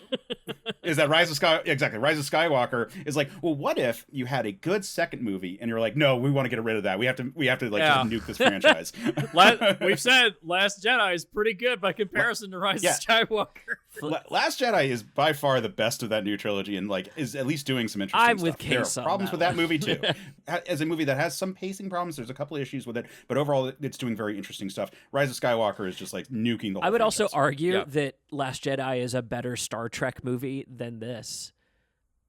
Like, if you slap the Last Jedi plot into Star Trek, I'd watch the fuck out of that Star Trek. No, it's a Battlestar Galactica episode. I pointed this out. yeah. It's episode 33. It's 33. Yeah, It's 33. That's all it is. Yeah. Or it should have been more like 33 because that at least was tense. Like that was the problem with that space chase. Like It's not tense. It's not tense at all. It was boring. too slow for I'm out. the intensity that they want. But Yeah. No, I agreed. will hand you a bottle through the screen. Yeah. Doggies. So Wait, I'm going to across the country teleport it the way that You the work way that for they're able it. to cross the Right. galaxy. Work for it. No, my dogs are upset I'm even out. Yeah. I'd say the biggest problem with this movie is that it's Khan as a threat. Like, you want to bring back Khan? Fine. Okay, fine. be I honest get about I it, understand. but do it. Sure. Be honest about it. It's like, but the problem is, like, Khan maybe it's because I watched Wrath of Khan again last night. Like, Khan comes off as brash and like impulsive, and he comes off as very kind of not unhinged. He's not like Silence of the Lambs. This version is Silence of the Lambs. Yeah. The one that like Ricardo Montalban's performance is flamboyant. He's over the top. He's full of himself. He's egotistical. He's like that shirt spread wide open. Like Ricardo Montalban like just lifts Chekhov up with one arm. Yeah. I'm It's sorry. like- All I can think about right now is Jay Baruchel in Fanboys when he has like this shit on his face. He's like, "You mean Ricardo Montalban?" But yeah, it's like that version. It's like the battle that's in the Nebula, in was it the Matara Nebula at the end of that movie, where it's like the two ships kind of like in like ship combat with each Yeah. other. Like that it's so much more tense than the Vengeance, like catching up to the Enterprise, just like knocking it out of orbit. It's like it just feels so. It just they knock these ships around so much. It's like, why has no one just like instantly just died? Why is the ship just not like collapsed like tinfoil? That The or just Vengeance like is so straight up fucking big. whiplash to the point of breaking your neck. Like, Right. goddamn.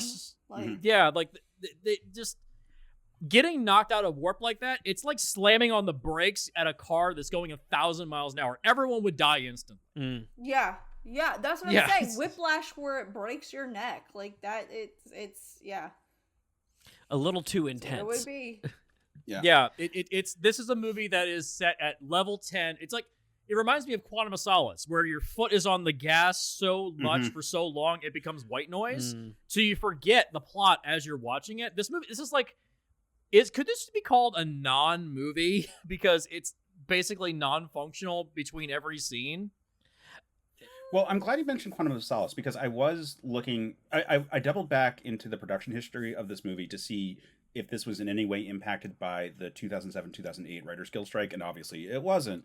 Yeah, it wasn't. Based on production time. But I was curious about it because this movie feels so first drafty that I was Yeah. wondering if that kind of impacted it, because Quantum of Solace was. Like, the problem with that movie was that they had to go into production and they couldn't do rewrites once they had once they were in production. Yeah. So Yeah. like Craig and the director were like coming up with shit on the fly, but for the most part they were kind of like stuck with it, and they couldn't like really make any new scenes to like bridge anything that was missing or anything like that.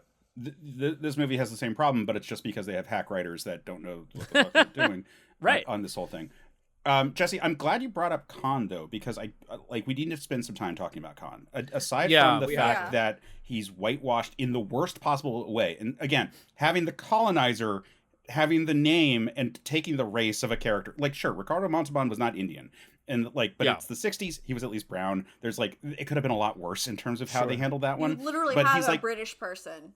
Right. It is colonialism in your casting, which is like kind of fucked up. But then he doesn't act like Khan, because Khan is suave. Khan is interesting. Khan in Wrath of Khan, like, his crazy rage comes from being trapped on a planet for 15 years with most of his people dead, including his wife. Like, and only having like 2 books to read, which is why he keeps fucking quoting like Moby Dick nonstop, because like that's one of the 4 books on his shelf. Yeah. Like that's all you have for that character. He's gone crazy. What are the books? It's Paradise Lost, Moby Dick. What are the other ones? I'd have to bring it up. but anyways, yeah, he's psychologically it's like he's tormented. He literally exactly. has the classics, which you know.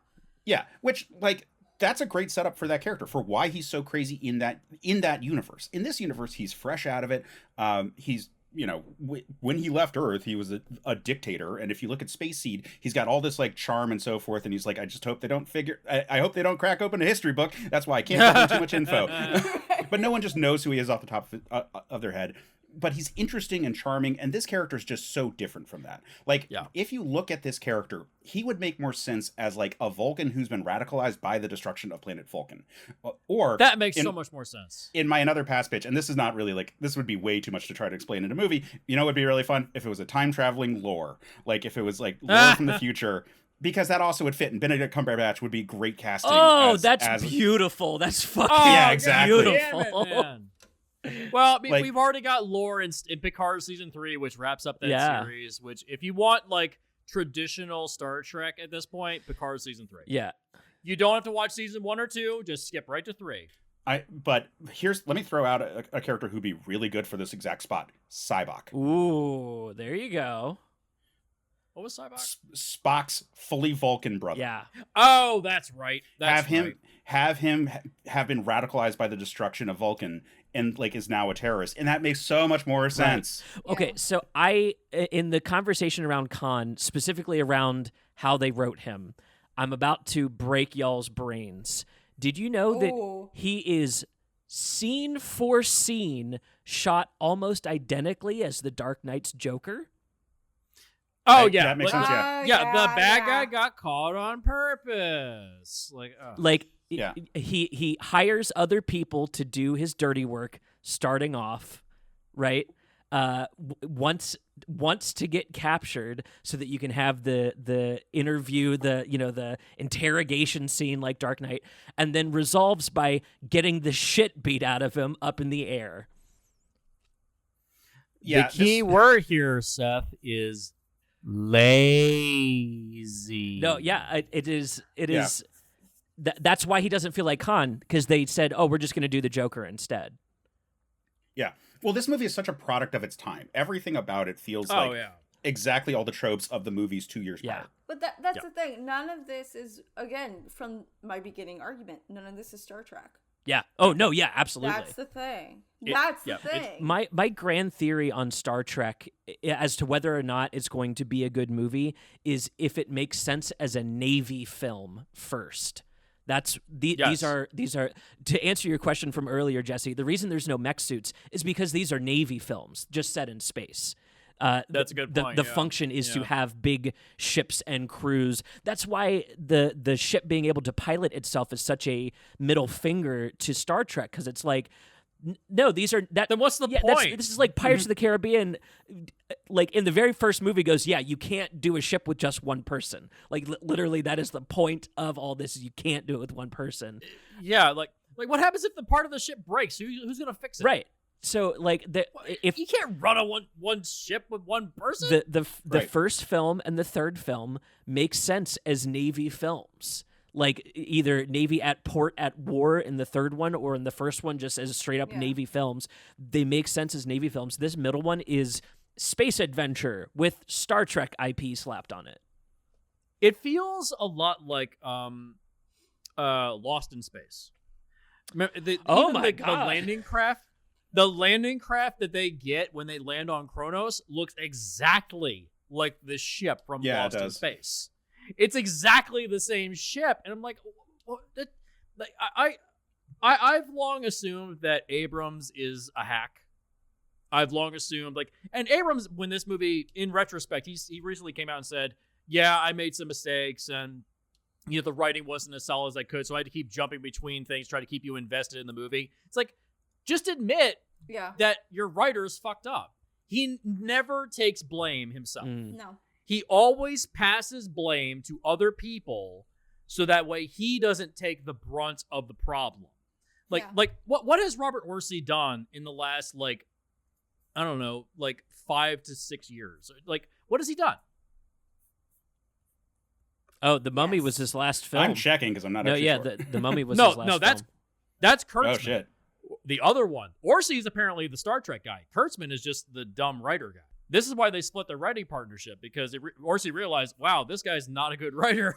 I'm not going to work with him anymore. No, Orci is listed as uncredited writing and an executive producer on The Mummy. So, like, that's his last thing. Oh, shit. No, wow, listen, we knew that one was not going to be good. Yeah. Man, that's really bad. That's a shame, because apparently Orci is like the Star Trek guy. He like knows everything about Trek, and he had to like drag Kurtzman along for some fucking reason to go and do Star Trek. Orci was apparently supposed to direct Beyond, and then he had to drop out because the studio wouldn't give him the money he wanted. Wow. So, yeah. Let's wrap up our issues with I was about to say we've been going on a long time. Yeah, about this was an extra long one. I know. We knew this was going to be a 2-hour episode. The one I want to land on is the flip in the original film, as I want to call it, in The Wrath of Khan. Spock dies. They have flipped that for this one. Yes. They've lampshaded it by putting the original Spock in this film. Trek fans, was fucking how do insulting. we feel? That was the final film role of Leonard Nimoy. That is a shitty note to go out on. At least it was Star Trek. That's my he got to go out in Star Trek. I know, but like, fucking that's Remnants my of a Better man. Time. That's my Yeah. man. Everybody, when I saw this in the theater, everybody applauded like, "Hey, it's Leonard Nimoy!" It's like jangling keys in front of a baby. It's like, God. Case, how about you? How do you feel about the flip flop to have Kirk die instead? Can that work? Is that an insult to the story on top of the dishonesty about the story? I'll admit it bothered me more when I first saw it, particularly because it was like alongside the whole like, oh, it is actually Khan. Fuck, they lied to us explicitly. Yeah. That bothered me more than rewatching it now. The things that bothered me were the sequence itself kind of bothered me because of course Kirk's version of fixing the reactor is like, well, what if I kick it a bunch of times? So, by the way, that bugged me. So I'm a former gymnast, and my specialty was He kicks it down. He kicks it down. Mhm. He doesn't kick it. He just kick it down. My specialty was uneven bars. You need to have a swinging motion to fucking do that shit. And he literally is kicking down. Like, how is kicking down gonna move it sideways? Like, yeah, he should have actually been facing the other direction and kicking at least backwards with his. From the pipe, he should have been doing like a swing. If he could have been doing like a swing into it, that way it would have shown momentum, because he could have had built up momentum as he was kicking into it, which would have made sense.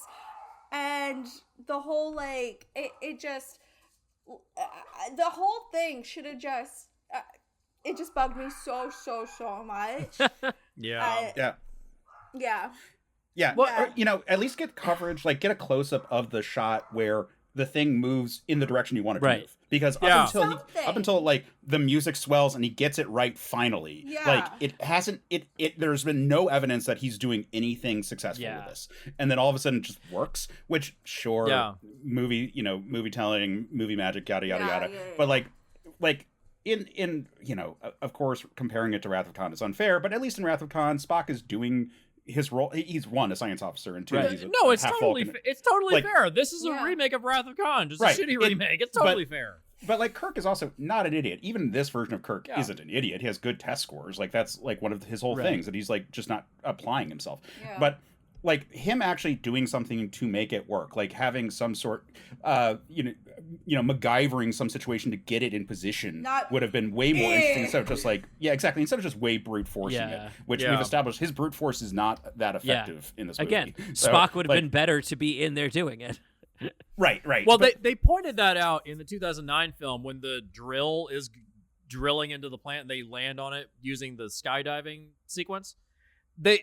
In Star Trek jargon, they'd be like, "Oh, well, let's like recouple." It's like in the commentary track, Abrams just says, "Why don't we just shoot it?" And so they just shoot the fucking thing. So it's but even shooting this would be better. Right. Do it again. You're not wrong. Yeah, I really feel like flipping the roles and like copying the ending of Wrath of Khan just word for word, like that was a fucking insult. Fuck you. That was bullshit. That was a lie. Like, yeah, it feels like is this cultural gaslighting? Is this manipulation to me? Cultural gaslighting. It just feels like hold on. It's the meme with the guy and the butterfly. Is this what this is? Dude. Yeah. Is this manipulation? If anybody gets a chance to talk to J.J. Abrams, ask him, why did you lie about Khan? Just I want a direct answer. For what reason? Like, is it because you want to treat us like kids? Just say that. Just say like you wanted to treat us like kids, so it would be a surprise. But like, be honest about it, because it's silly. Well, my first question to him would just be why ellipses, and see which thing he fills in the blanks for. Right. Like what thing is like looming over his career that he's like, what, why Rise of Skywalker? Why this? What, why fucking Super 8? Like, well, I mean, that's the worst part. Is like I think he seems like a nice guy, but just as a storyteller, he is terrible at his job. And he's one of those directors that fails upwards. Like, oh, as long as the money keeps coming in, it's fine. It's like, oh yeah, you could. It's like Michael Bay. It's like, oh, you could just as money keeps coming in. Oh, fuck it, it's fine. They will hire you again. It's like, I mean, honestly, Abrams, if he was just producer and DP, would be Same. a great. Yes. Like a great spot for him to be in. Like, I think he's he an can idea stage guy. a scene really well, and he can have a broad idea. But like, it's just that cohesion point that is missing of everything he's ever done. And like the best work he does is usually having good energy and good high concept stuff. But like in terms of actually getting into the heart of any of the characters, that's usually what's lacking. Yeah. Well, let's take a quick break here. I think this is a good spot to kind of wrap up our review. I'm out. I need to get more ice. Me too. And you know what? Maybe as I'm thinking about it, maybe they weren't lying when they said this is not Khan, right? Like, from what we've discussed in this review, technically, where is Khan within this? I think isn't it inferred like in one of the pods that like this is actually a guy pretending to be Khan. They kind of explain his origin. Like, this is not the real guy, but it's somebody else. Sure. Pretending to be him. That might be in like some supplemental material, but there is nothing on I'm screen. not doing the homework is the answer here. Yeah, that's the thing. If it wasn't on screen, it didn't happen. I'm not looking into it. I don't care. Well, yeah, let's take a quick break. When we come back, I think Case has some pitch notes, and then I've got a little sidewinder pitch for us to wrap this up. A nice little easy softball in the Star Trek area that I think you guys will like. I'm curious to see. So we will be right back.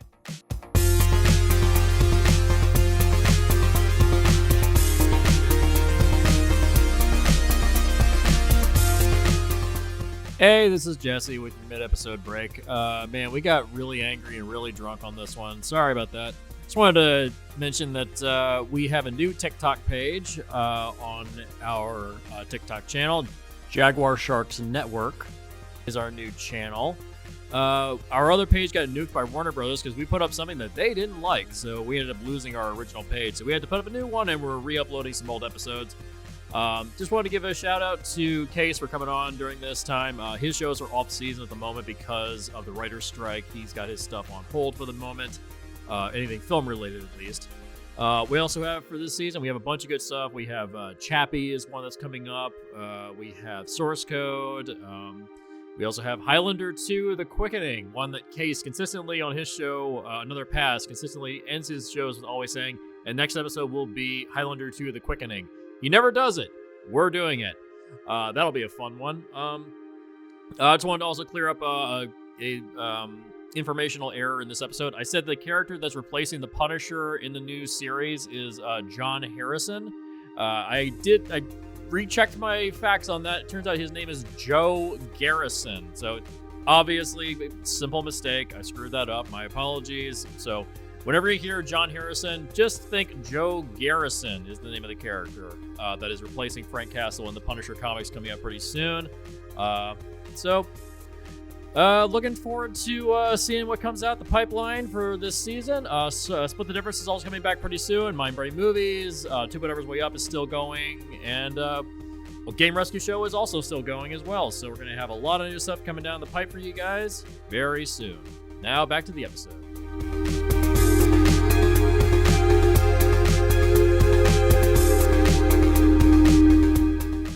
Welcome back to the show.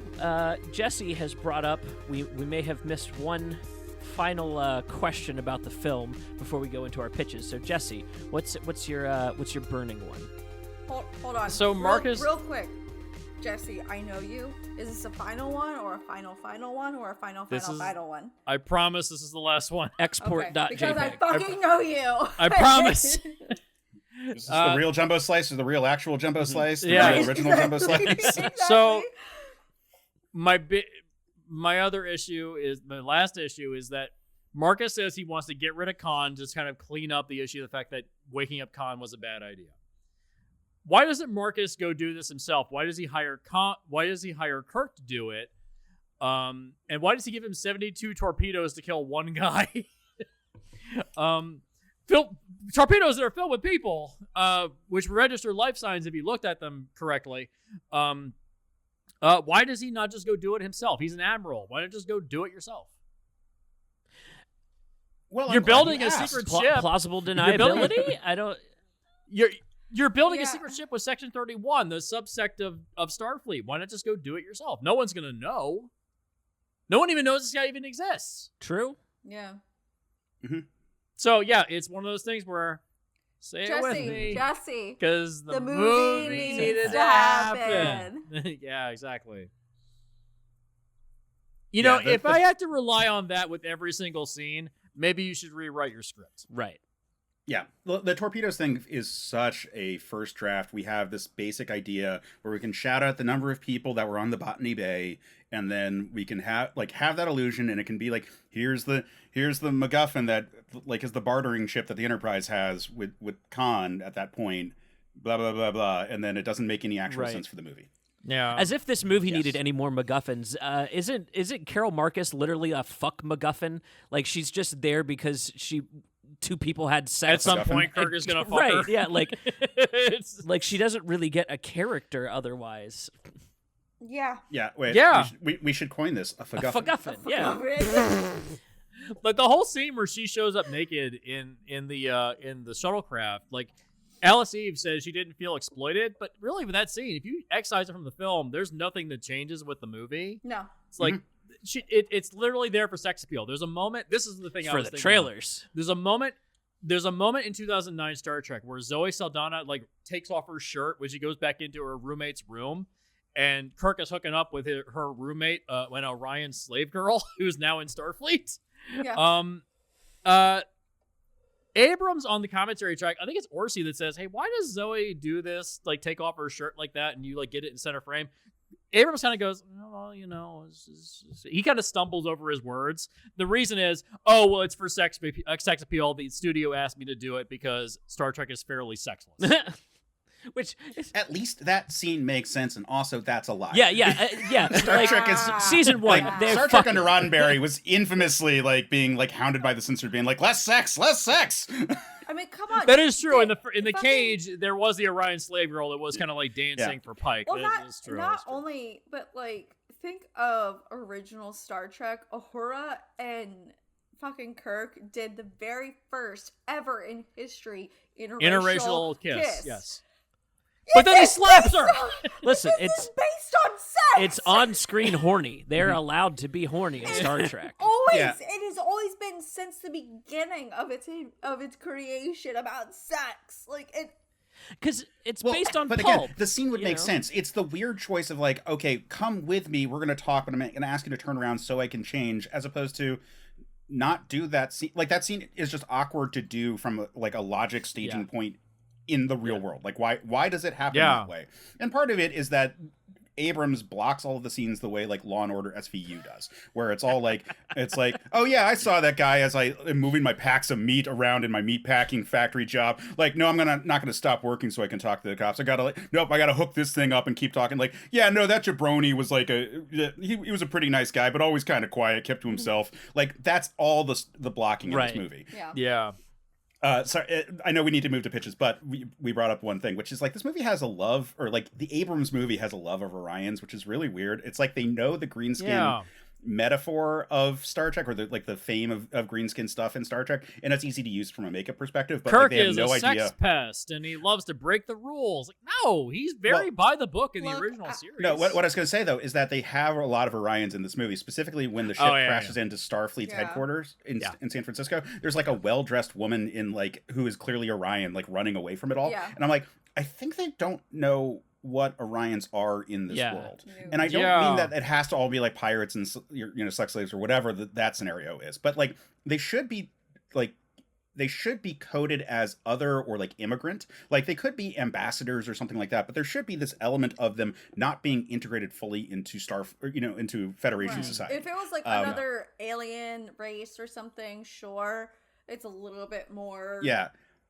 Like, not the end of the world for Starfleet. Starfleet is accepting of those kind of things. Yeah. It's not crazy to have someone in Starfleet from a non-Federation species, but it's weird that they're just like casually everywhere. But also that specific race, also. Yeah. It's like the BoJack Horseman effect. You're really not supposed to question why they just are different things integrated into society, and sometimes they play on it, and sometimes they need you to treat them like people, and it's like it's so lackluster compared to source material, which there is plenty of. But Abrams doesn't care about that because who the fuck loves Star Trek? Abrams even admitted, I think in an interview with Jon Stewart, he didn't like Star Trek. That's problem number one. Maybe don't do the Star Trek project then, buddy. Yeah, you can say no. 2 years after this, 2 years after this movie comes out, he immediately releases Force Awakens. Right after this production, he went right into production on Force Awakens. So it's like, it's Star Trek wanting to be Star Wars, and then he just says, "Fuck it, I just rather do Star Wars." Yeah, I was waiting for that job to open up, Yeah. Well, Case, you in earnest brought some pitch notes for how to make this actual movie work. I would love to hear them because my pitch isn't even to use this movie. So you're saving me. Well, you heard my pitch. Just watch the Orville. Well, okay, so let me throw this out there in terms of like my general thought about this movie. Like, while I threw out it would be fun to have Sybok, or it'd be really fun to have lore, and I think Sybok actually would be really interesting in this scenario. Let's say they really want to use the augments because they wanted to rip off of Wrath of Khan. Like, that was definitely a thing that they were thinking about for this movie. So here's my general Don't make them thought. impervious, though. It's like, no. In the original series, like, Kirk defeats Khan by just beating him with a club. I mean, like, he's... Like, I have no problem if he's like Captain America level, somewhere in that range, but like, like having him be completely unstoppable, Wolverine blooded, yada yada yada it's going too far in that whole scenario. But here's my general thought: open the movie roughly the same. The opening scene, I think, works fine for most of the purposes that you want for this movie. You need a proofreading pass so that you can fix some of the words, and you could come up with a better excuse for why the Enterprise is in the water. It's cool that it emerges from the water. That's a cool scene. Have an explanation for it. Whatever. Hell, you could even make like certain justifications of like, we were damaged because of like a conflict with the Klingons on the neutral zone, and we actually had to touch down for whatever reason. We were caught in the gravity well. Our warp core was like we had no impulse. We were either going to land gracefully in the water, or we were going to crash out of the sky, but it was going to be one of those two, and we chose land in the water. And then we found out that all life was going to die, so we had to interfere. Whatever justification. A lot of that could be explained in a line or two. Like, not a lot of stuff to really like kind of fix this scene for what it needs to be. Then have them get off.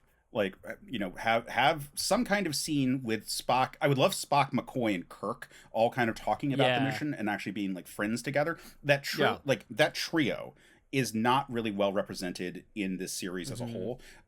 Like having them as the power triad, and I get the idea that we're going to have Kirk and Spock as the two leads, and each of them have their respective deuteragonists. Like that's fine. Like having like Uhura and Bones the Lancer's cool. She can be in the scene too. Have them all together, or not have her, but have like the fact that they're fighting be part of the vibe of it all. Can we jettison the whole like Uhura loves Spock thing? It's in this franchise though. It's in the like it's not supposed to be, but it was established in the first one, so I'm trying not to like do things that are like fully like contradicting it all. Yeah. Well, again, like I said, with Beyond, they jettison that like right away. They're like, yeah, it's not working out. Bye. It's like because it shouldn't have been. Throw it out. It Throw it out. shouldn't have been. I mean, even if it's just a friendship, even if it's whatever, like whatever kind of relationship what if they have. We had a healthy on-screen these are clearly breakup? our four. What if we finally got a healthy on-screen breakup in one of our big budget IPs? Well, yeah, that is Beyond. It's called Star Trek Beyond, Seth. It's a really good movie. You should go watch it. I'm just saying that like these are clearly our four main characters of the movie. So like have a scene with the four of them together kind of hanging out. Yeah. You know, like John Cho as Sulu is not as important of a character in the Star Trek lore Shut your as whore mouth. Spock or McCoy. Shut your whore mouth. No, I love Sulu. I love the rise of Captain George Sulu and the Takei. later stuff. I've been on an George elevator. Takei is amazing. I've been on an elevator with him and his husband, and it was the best day of my life. I have met him twice, and one time I actually thanked him for all the Star Trek. Like, he was fantastic. He's cool dude, shows up for any LGBTQ functions in New York if you're doing something. Hope, didn't you say that his husband actually says he's more of a Star Wars fan? Okay, so here's quick segue. Real quick story time. So this was Awesome Con so long ago now. It was one of the first few Awesome Cons. A decade ago. Yeah, almost. And I was in my hotel room. I had to like grab something or drop something off because I like got something. Anyways, I was coming back down to the con, and I got on the elevator, and I was in the same hotel as like where all the celebrities are staying. Yeah. And I got on the elevator, and it's literally, I didn't even see George Takei and his husband at first. I literally just saw the two bodyguards behind them, and I was like, I'm gonna die. Like, I didn't even step in the elevator yet, and I'm like, I'm gonna die. And also, other side note, I was dressed as Han Solo. Oh, nice. Nice. Just saying. Dressed as like a gender bent Han Solo. And like a Han duo. Sure. And then I was like frozen, and then George Takei is just like, it's okay, my child, come on in. And I was like, am I gonna die if I do? And he's like, it's fine. So I go on in, and I'm like, I was actually speechless because I love this band, and I was just like, I love you. Like, that was the first thing that came out of my mouth. I was like, I love you. And then afterwards, I was like, I'm also really sorry I'm in your presence in a Han Solo outfit right now. That's so funny. And then he just looked at me. He's like, oh, whatever, it's fine. And then his husband leans in, and he's like, not gonna lie, I'm more of a Star Wars fan. And then they like both looked at each other. I was like, I'm gonna die for real now. And I'm just like, I don't know what to do. And I like looking back, I'm so mad I just didn't ask for a photo or something, because after all that, I totally could have gotten one. Oh yeah.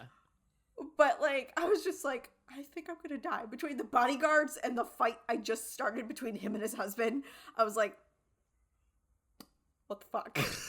Whoopsie. And then I get out of the elevator, I'm like, thank you. And they're like bicker. Like, obviously they're not like really fighting, but they're like a play bickering. Yeah. And I'm just like, thank you. And they like laugh at me, and I'm like, I don't know what just happened. Life changed. Like, yeah. And so that's my story. Nice. I thought I was gonna die, and I started a fight between Sulu and his husband. Was that 2014? Was that 2014 or 2015? I think so. Something like that. Damn. It was a long time. Right after Basically Into almost a decade Darkness. ago. Yeah, it was basically almost almost a decade ago. Damn. Yeah. I mean, I've blocked out Yeah. a lot of that con. Yeah. Except for basically that George Takei. Uh, Understandable. Yeah. But that is Yeah. the only thing I take away good from that year, I think.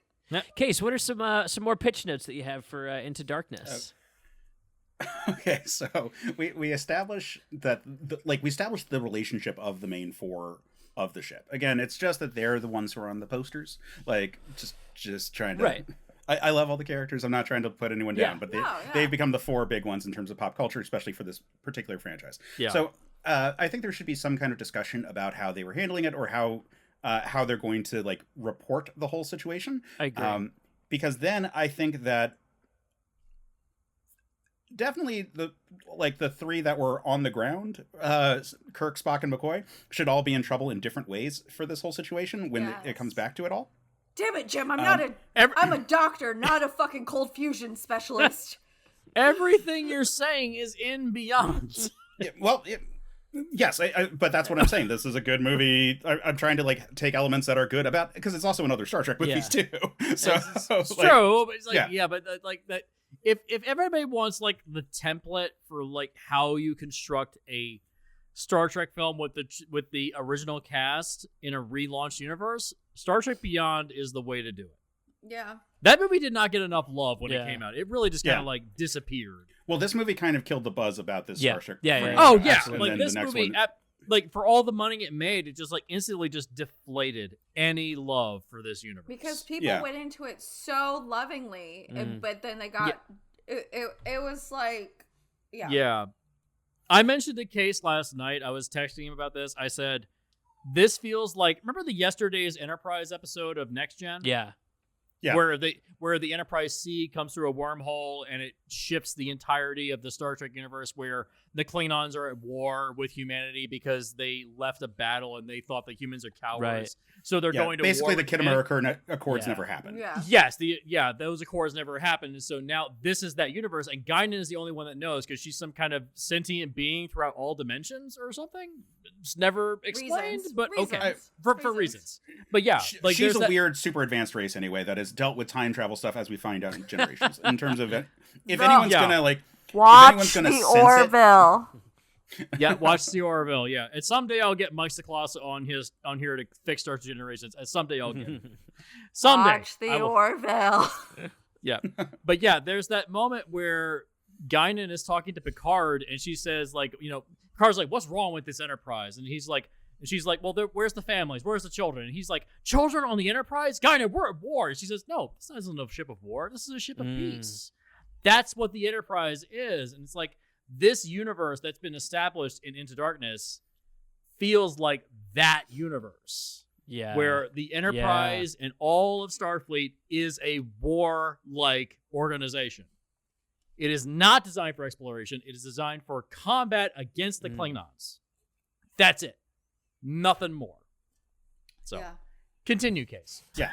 I mean, they hand-wave that the Kelvin incident is sort of the reason why, although honestly, the stuff with Vulcan would make way more sense for how that would work, but that would be still knock-on effects of it all. My basic thought is that they are probably going to insist on having the augment situation. So why don't we have like some interesting stuff going on with us all before we have to like deal with that? And so my basic thought is that Kirk gets grounded. They haven't decided what they're going to do with him, but he's not in charge of any ships. He's not on the flight crew for any ships that are currently in space. So like actual military protocol. Well, yes, exactly. So he's grounded. McCoy gets reassigned, and I'm thinking that McCoy and maybe Scotty gets thrown in on this one, gets reassigned, and I'm going to say to the Constitution. Nice. And the Constitution we're going to establish as being Marcus's ship. So while the Enterprise is the flagship of the fleet, it's not the first ship in its class.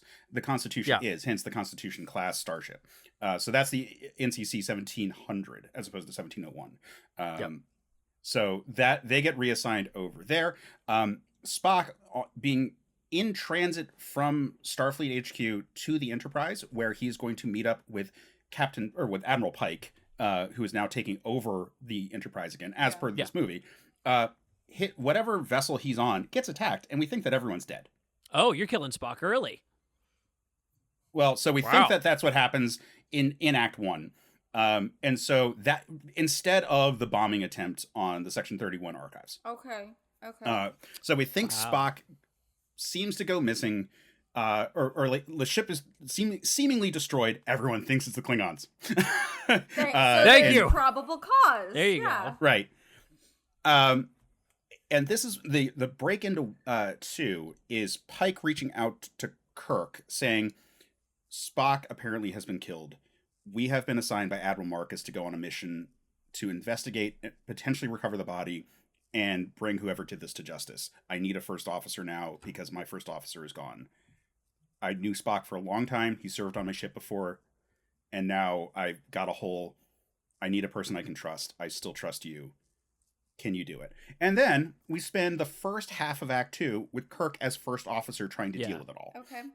And I could go back and forth on it, like, is the Enterprise being reassigned to Pike and now Kirk is first officer of the Enterprise and we have most of the crew? Or is Pike actually put on the Constitution? We put Marcus on the Enterprise. It doesn't really matter. It just matters which crew members you want to have on that, because my goal is to separate McCoy and ultimately Scotty and have them on Marcus's ship, and then Pike with Kirk, and then whichever crew you think makes the most sense. I see what you're doing.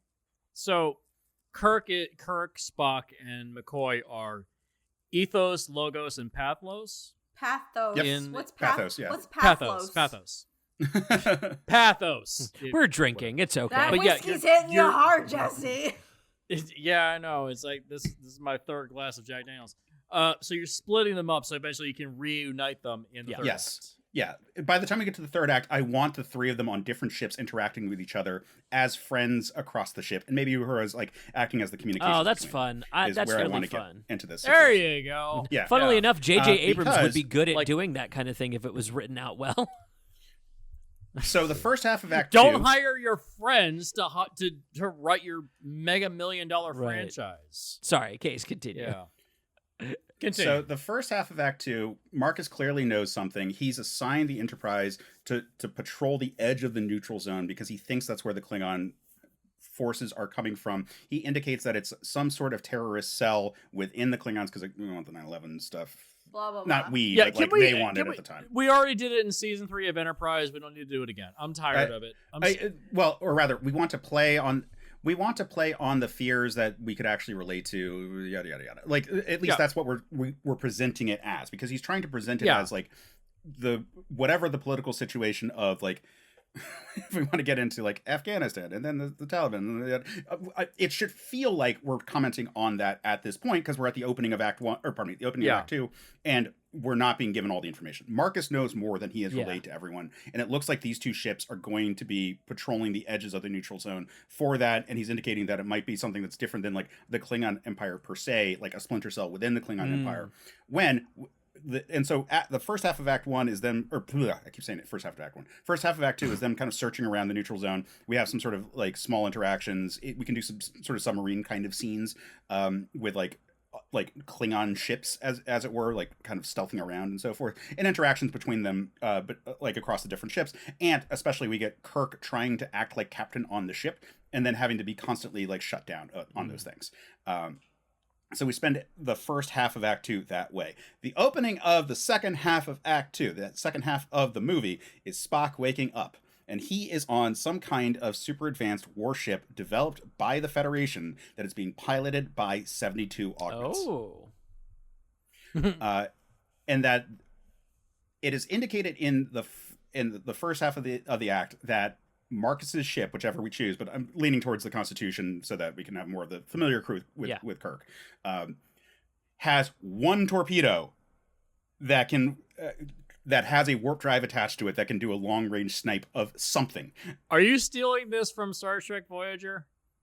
Because that's literally a bit from Star Trek Voyager. Which I forget which episode you're thinking of because I wasn't directly. But it's when the Doctor is a copy of the Doctor ends up on a ship that's like traveling through deep space in the Delta Quadrant. It's a Robert Picardo centric episode. But they find a torpedo it is a warp torpedo, and they're trying to stop it. Oh well, no, because this is just them using. I'm just trying to like create more explanation for what that torpedo is. Yeah. For like why is it a long range torpedo? Never mind. It's just similar tech though. Yeah, similar idea. Yeah, Okay, similar yeah, basic ideas. Like for all of Voyager's faults, they at least like were creative with some of the things that they had. Creative. In the universe. Yes. So the thing is, the augments were all released. I like Voyager. I love people don't like it. I think it's the one example of the series where it's like exploring strange new worlds. Like they're literally doing that because no one else is out there. So continue. Yeah. So it's revealed that torpedo has Khan on it. Specifically, that is Marcus has been holding Khan as a blackmail chip against the augments that he's been using for this purpose. Like it's the same basic idea, but he freed all the augments who have this like religious cult like fervor for their lord. Like this cult leader figure, which was Khan Union Singh, so that we can have that character as like, so we can have Khan without having Khan. Like Khan is explicitly the one that we don't get, and then we can have the leader of their group be Benedict Cumberbatch, and then it doesn't matter that he doesn't quite match like the Khan that we know. He can just be a person who was in his service and is like obsessed with him, like it, and they can say like he's our father, he's like the person who is going to guide us into a better tomorrow. He's like, your Federation is a shadow of the utopia that Khan would bring, kind of thing. But they've been tasked with creating like all these super weapons, and so the ship should be this like dense, basically weapon bank with a cloaking device, and with all the tech that we would want to have in a Star Trek era, like a TOS era, like super advanced like warship, interacting with each other. So you could have all like put cloaking devices on your photon torpedoes, like put Why have they not done that? Like putting cloaking devices on the torpedoes. I mean, some of the argument is the amount of power, but like this would be a short use kind of situation. Look, you're telling me in this it's called you're using your head, Jesse. They're not using their fucking heads here. In Just this like, technological wonderland, you're telling me they can't do that? Seriously? Think of this. We literally, in today's day and age, have the ability to cure cancer. We have the ability to do all this fucking shit, but we don't because we're fucking humans, and to err is to human. Think of it that way. I mean, well, why do you think we're looking? Here's the other thing. Why do you think we're looking for strange new worlds? Because we need the people to counterbalance our human That's a valid idiotic. point. So here's why they capture Spock. Their cult is not based around them being perfect. It is the goal of reaching perfection. So the goal they want is to learn about this new future they've woken up in, and take as many good things as possible and integrate it into their collective in moving into a level of perfection. They find the human Vulcan hybrid that has all of these biological advancements really fascinating, and they want to incorporate that kind of genetic diversity into their collective breeding pool. Like the words eugenics are used a lot in the Space Seed episode. Like they are trying to create that a weird word, utopian society. That horrible word. Yeah, that's... So like I'm not saying we like say that necessarily in this movie, but I'm saying like the basic idea is that what they are actually trying to do is bring in everything interesting, find every race that can be hybridized with humanity in ways that would be interesting and experiment on that. So they try to appeal to Spock, who listens to them because they are making a lot of good points. They are pointing out what happened to Vulcan. They point out the like all of the issues that have been occurring with the Federation ever since the Kelvin incident. Using his logic against him. If you want to have Love section, it. exactly. Jesse's allergic so they try to this good thought of thinking. I had an itch in my nose. I got rid of it. So we think that Spock is for it because like they could make some really cool cases. I would have to stop and look up like when the first contact with the Trill occurred, but I think that would be like a really interesting comparison. Like the symbionts like would be a really fascinating tool for the augments, like being able to preserve like the memory of a person. Where are the symbiotes in this whole thing? Like again, like we've got a lot of cool races out there.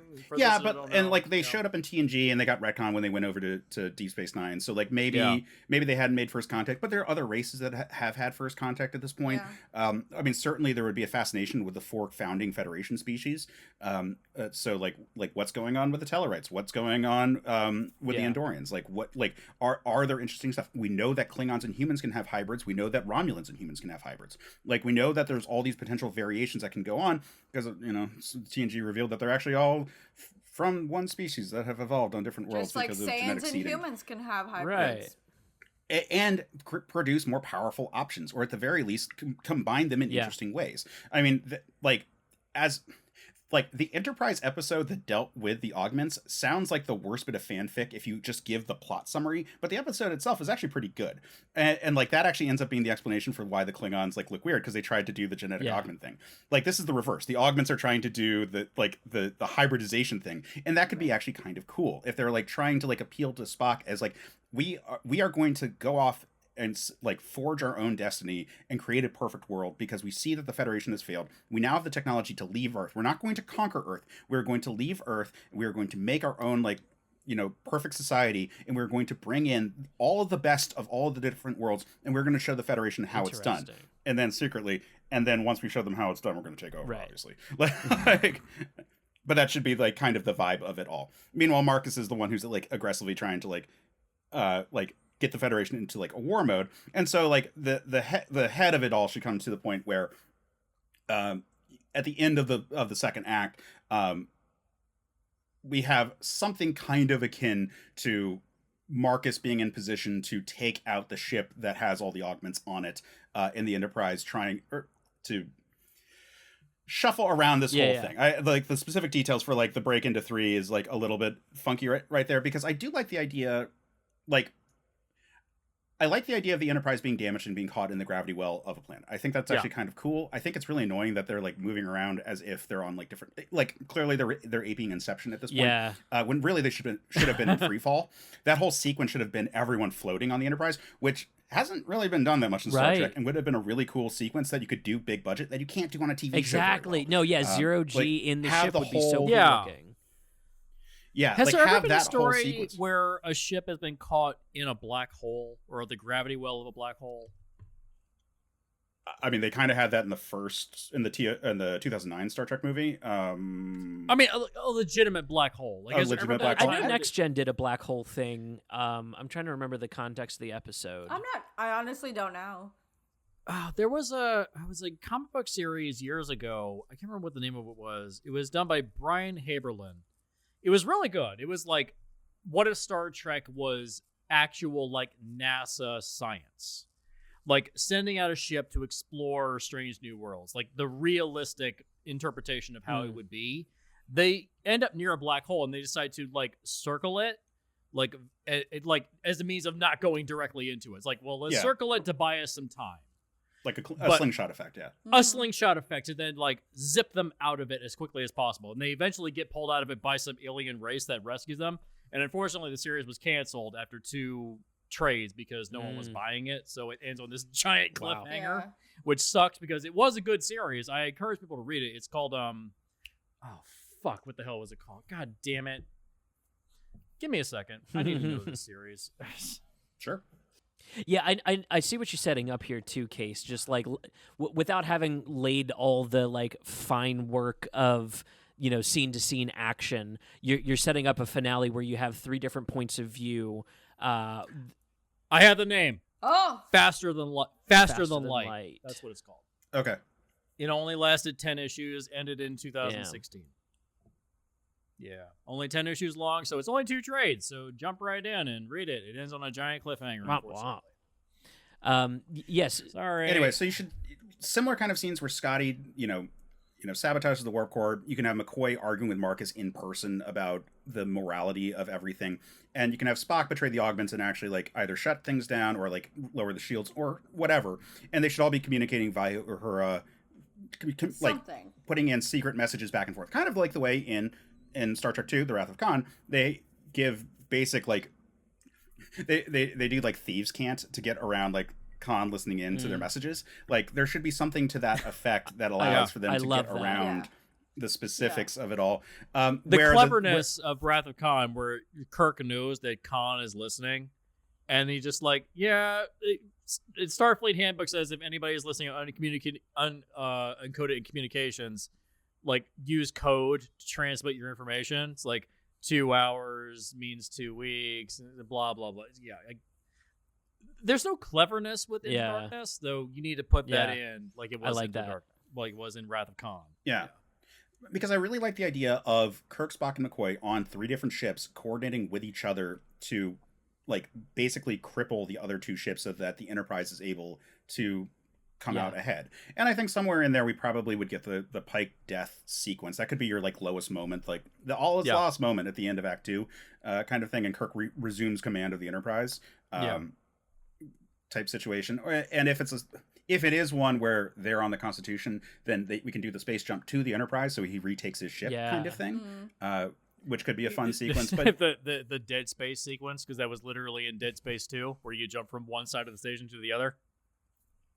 Yeah, I mean, like it's literally in Dead Space 2, where you jump from one side of the station to the other. It's the same thing. It's a good action beat. I don't like that they call out that it's so similar to the Skyfall in the first movie, because they are actually different. Like just about everything about it is different. Yeah. It's a high speed, we're moving in one direction kind of sequence. Like the need to like to make those comparisons is kind of you have to have you have to have superhero moments in your superhero movies, and that's essentially what this new trilogy was lined up to be. It had to go up against Marvel and DC. Like that's how their marketing is thinking, because that whole sci-fi market is peak. I was about to say peak Marvel and DC too. Right. Yeah, this came out a year after the Avengers and came out, what was it, 2 months after Man of Steel? So you need your flying sequences. That's literally that's what the movie's trying to get you to kind of forgive in your head, that like previous Star Treks don't do people outside the ship very often. Yeah. What like going back to Wrath of Khan, if I could just for a moment, like William Shatner's performance, I know he's not a great actor, I get it, but his performance in that film, Wrath of Khan, is so understated. The moment where he's like reflecting on the fact that he's a deadbeat dad in when he's in the Genesis mining tunnels, and he's so just depressed about the fact that he wasted his life not being part of a family.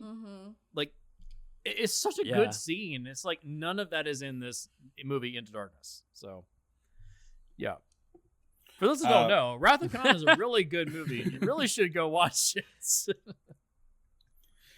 So allowing for the fact they get back to a planet, Earth is kind of a stretch in terms of the distance, but like let's fuck it. I called that immediately. Somewhere to land. Yeah. So could we just, because they're right next to the moon, can't we just crash on the moon? Like in the end of this movie, when the Vengeance and the Enterprise are next to each other, they are near the moon. Couldn't we just like crash on the moon? Yeah, I mean, like if so, like we would still because somehow it drifts back into Earth's orbit, which if you were taking it to like, I don't know, the Apollo mission takes 3 days to get from Earth to the moon. They get there in like 5 minutes. Well, different engines. I can forgive this speed. I was gonna say, you, Seth. May I refer back to Futurama, the second episode where Fry's like, "Oh, can I do the countdown?" And Leela's like, "Oh, sure." And he's like, 5, 10, 9, and they're like right at the moon. He's like 5, 4, 6, 3, 2, 1. Yeah. And like, shouldn't there be bases on the moon too? Like, is that exactly. If they crash into the moon, they would still be crashing into cities. They just would be dome cities. So you could have like the whole like cities. the dome breaks, a force field goes up. There, like there's like momentary like destruction there. Either way, I like the idea of it being the Constitution crashing. Because while I don't like the fact that the Vengeance is laid out the way it does for a ship that is supposed to be, here's our super advanced warship, because that doesn't make sense.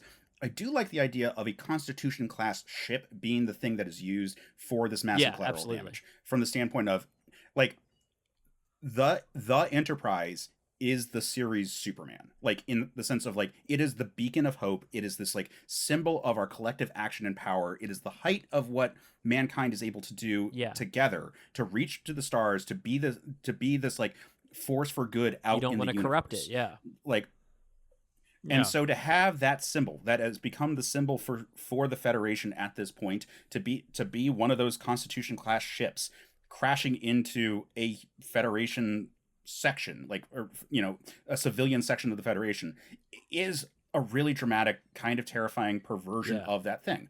I think that part was good. Like the Vengeance looking like a Constitution class ship made no sense for the type of ship, but if it was actually a Constitution class ship that was being crash landed, and say that the Augments had you basically did a shell game, the Augments got onto the Constitution, and here's a way of getting around that. Like, make it look like a Constitution class ship, but we have fighter jets now where the weapons are internalized. Like the F-22 Raptor, when that was announced, like all the weapons were internal to the actual craft. So it would have bay doors that opens up and all the missiles come out. Why not have like that happen with that version of the Vengeance? Yeah, you where could like present all that the as- weapons are interior, so that way if it takes damage, it doesn't damage the gun turrets. Sure, but like it's still like the big saucer is like mostly there because it's a lot of like sensor arrays and stuff. Like if you wanted to explain that it's like actually a bunch of weapon banks, cool, but like we do need to establish that it is that way. And either way, it's still a bigger target. It just seems weird that they wouldn't like make it more compact, because we know that we don't need the big saucer section for the layout of Star Trek spaceships. Like the nacelle arrangement is important. You don't need that for spacecraft in general. They can look like anything. But that's what I'm saying. That's like, his issue with the Vengeance. The nacelle arrangement is important in Star Trek because that's how they create the warp field that allows them to travel that way. And that's why when we see, like, for example, the Romulan ships, there's actually the same configuration, even though it's inverted, because it's supposed to reflect the fact that it's the same fundamentals of the technology, even if it's coming from a different direction. But the saucer section itself is specifically designed to be, here's a science vessel that has lots of sensors, lots of workstations, lots of compartments, lots of places, but you don't have that on a warship. You'd have it be much more compact. So you would have like the head, like the Klingon ships that have like this tiny little head at the front of their ship. It's the same basic body plan, but it's very small as opposed to like big front like section that you could be targeted at, which makes sense for a more warlike race. So like this ship should honestly look a bit more Klingon. I love that. I love the idea that that's like the secret of their Cold War too, that maybe he's bringing in Klingon scientists to help work on this warship for the humans and for the Federation. Like that kind of like the ugliness of the Cold War is how intermingled all the economies were at every level, from like an Operation Paperclips kind of thing. Yeah, with, exactly. Like, Klingon. Yeah. I mean, honestly, if you want to talk about like the actual like best version of a starship that you could put into the atmosphere, into space, the Borg cube. Ooh. Yeah. Space doesn't mean anything. Like there's no atmosphere. Like that's the best version. Like the center mass of it, the actual control center is at the center, and you have the cube around it moving through space. There's no reason to not have it look like a cube. That's why the Borg wins, baby. Yeah. That's why the Borg win. Well, and like that gets into a broder issue I have with like the name Into Darkness, that I don't know if this movie would ever have the space to kind of. Right. Well, like there's this element of eldritch horror about the Borg that I thought was so cool when they were introduced, that it was like, oh, the Federation hasn't even seen the limits. I'm still of cracking into the Jack Daniels. How terrible everything is out there.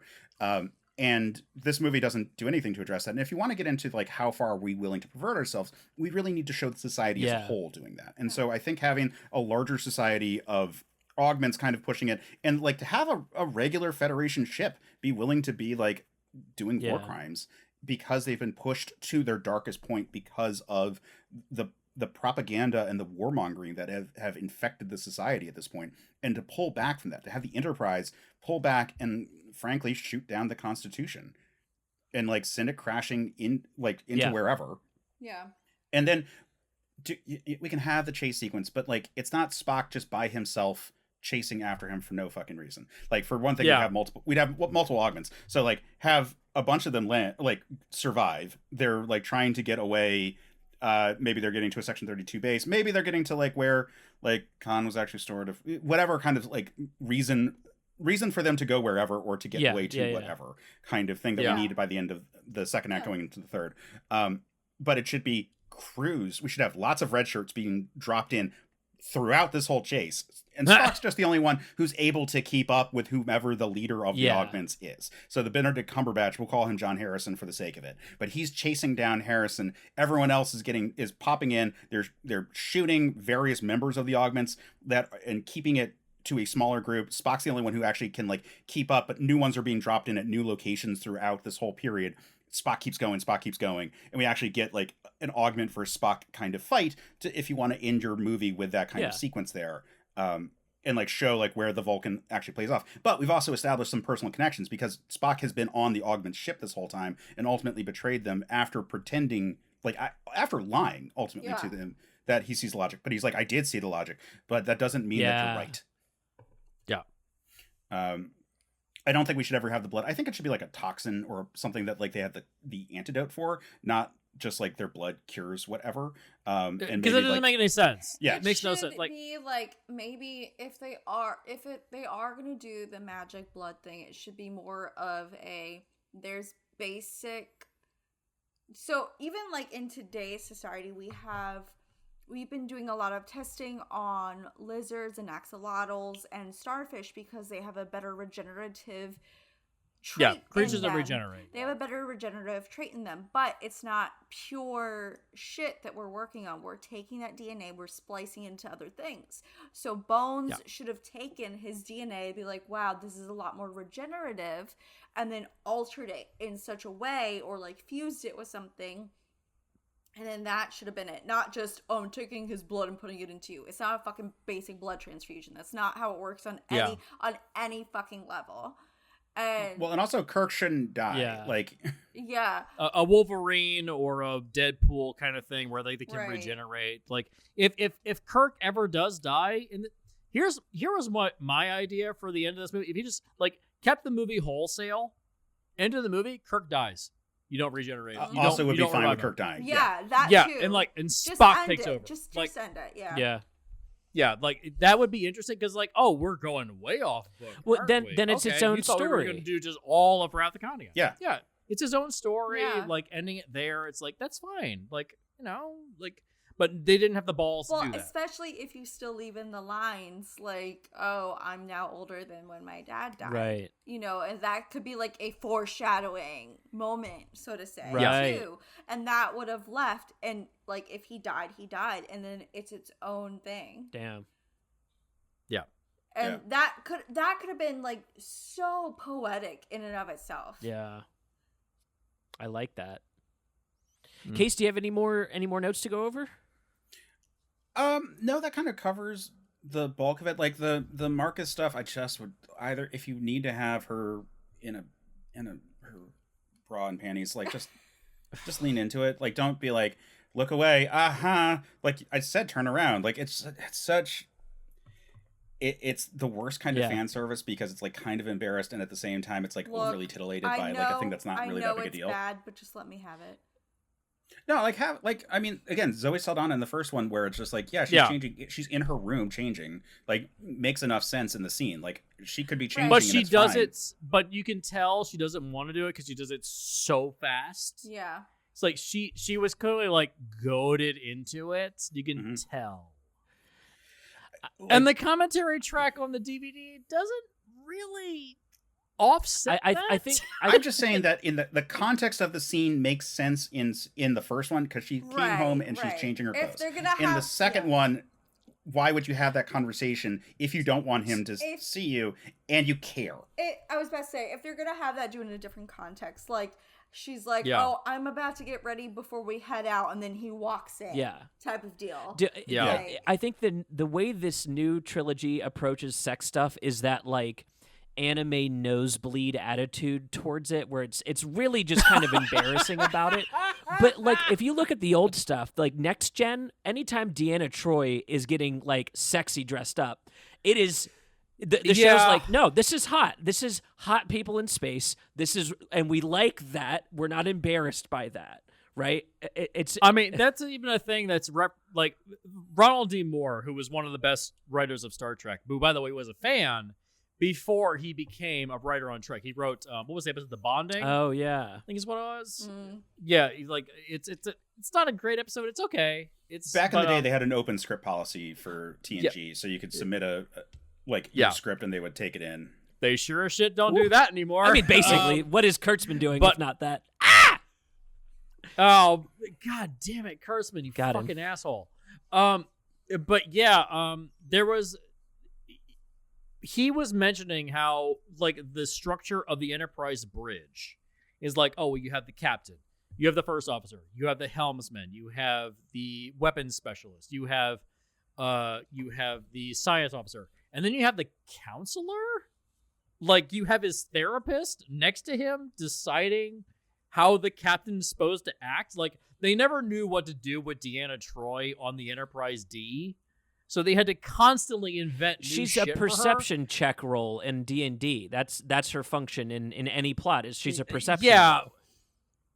The justification really is because Gene Roddenberry was really into women, like really loved hot women, which is why the Orion slave girls are a thing.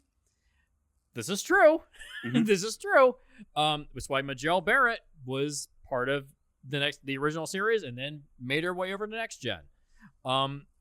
He really wanted sex appeal in some way on the show, but the technobabble kind of got in the way of that. So people kind of like, they look at Star Trek and like, oh, technobabble, I don't want to hear that shit. But there was kind of sex appeal behind Star Trek. And so Deanna Troi for TNG for the first 2 seasons was that. Like the outfit they gave her is so revealing. It has that low-cut V-neck. It's like, oh, I get it. But I the source material that all this is based on is those old, sexy pulp novels with a laser space gun and a hot woman and a monster and a captain and that. Yeah, she's Deja Thoris from the John Carter series. Yeah. That's what she is. Like, that's what she is, and that's fine. I'm okay with that. I like the John Carter stories. They're fine. I'm with Case on this. I think being embarrassed about it makes it more awkward. And you talk about the new future they live in, where it's like it's not weird for men and women to change in front of each other. They're like, no, we figured that out. We're good, guys. Oh, are we talking look about at Enterprise. Starship Troopers Enterprise has the now? whole There's a whole episode. Well, yes, I mean, there's a whole episode where T'Pol is going through Pong Far, and she has no one to meld with, and so she's like going apeshit, like I need to fuck someone now. Like the whole episode where they had to like stun her, and they finally like just go to sleep, just go to sleep. But even outside of that, like every single episode of Star Trek of Enterprise, they had the decontamination room where they're all in their underwear and just like massaging each other with oil while being sprayed down. Yeah. Like, this is not a society that is like prudish about nipples. Like, let alone like it's like, ooh, there's a bra. Like I made that post last night where by the way, can we mention that in this movie, the Star Trek uniforms, they look like Nazis. Oh yeah, that again. Are we talking about Starship Troopers? Starfleet, this is Starship Troopers. This is not Starfleet at all. Yeah, they don't even look like the uniforms from the first movie.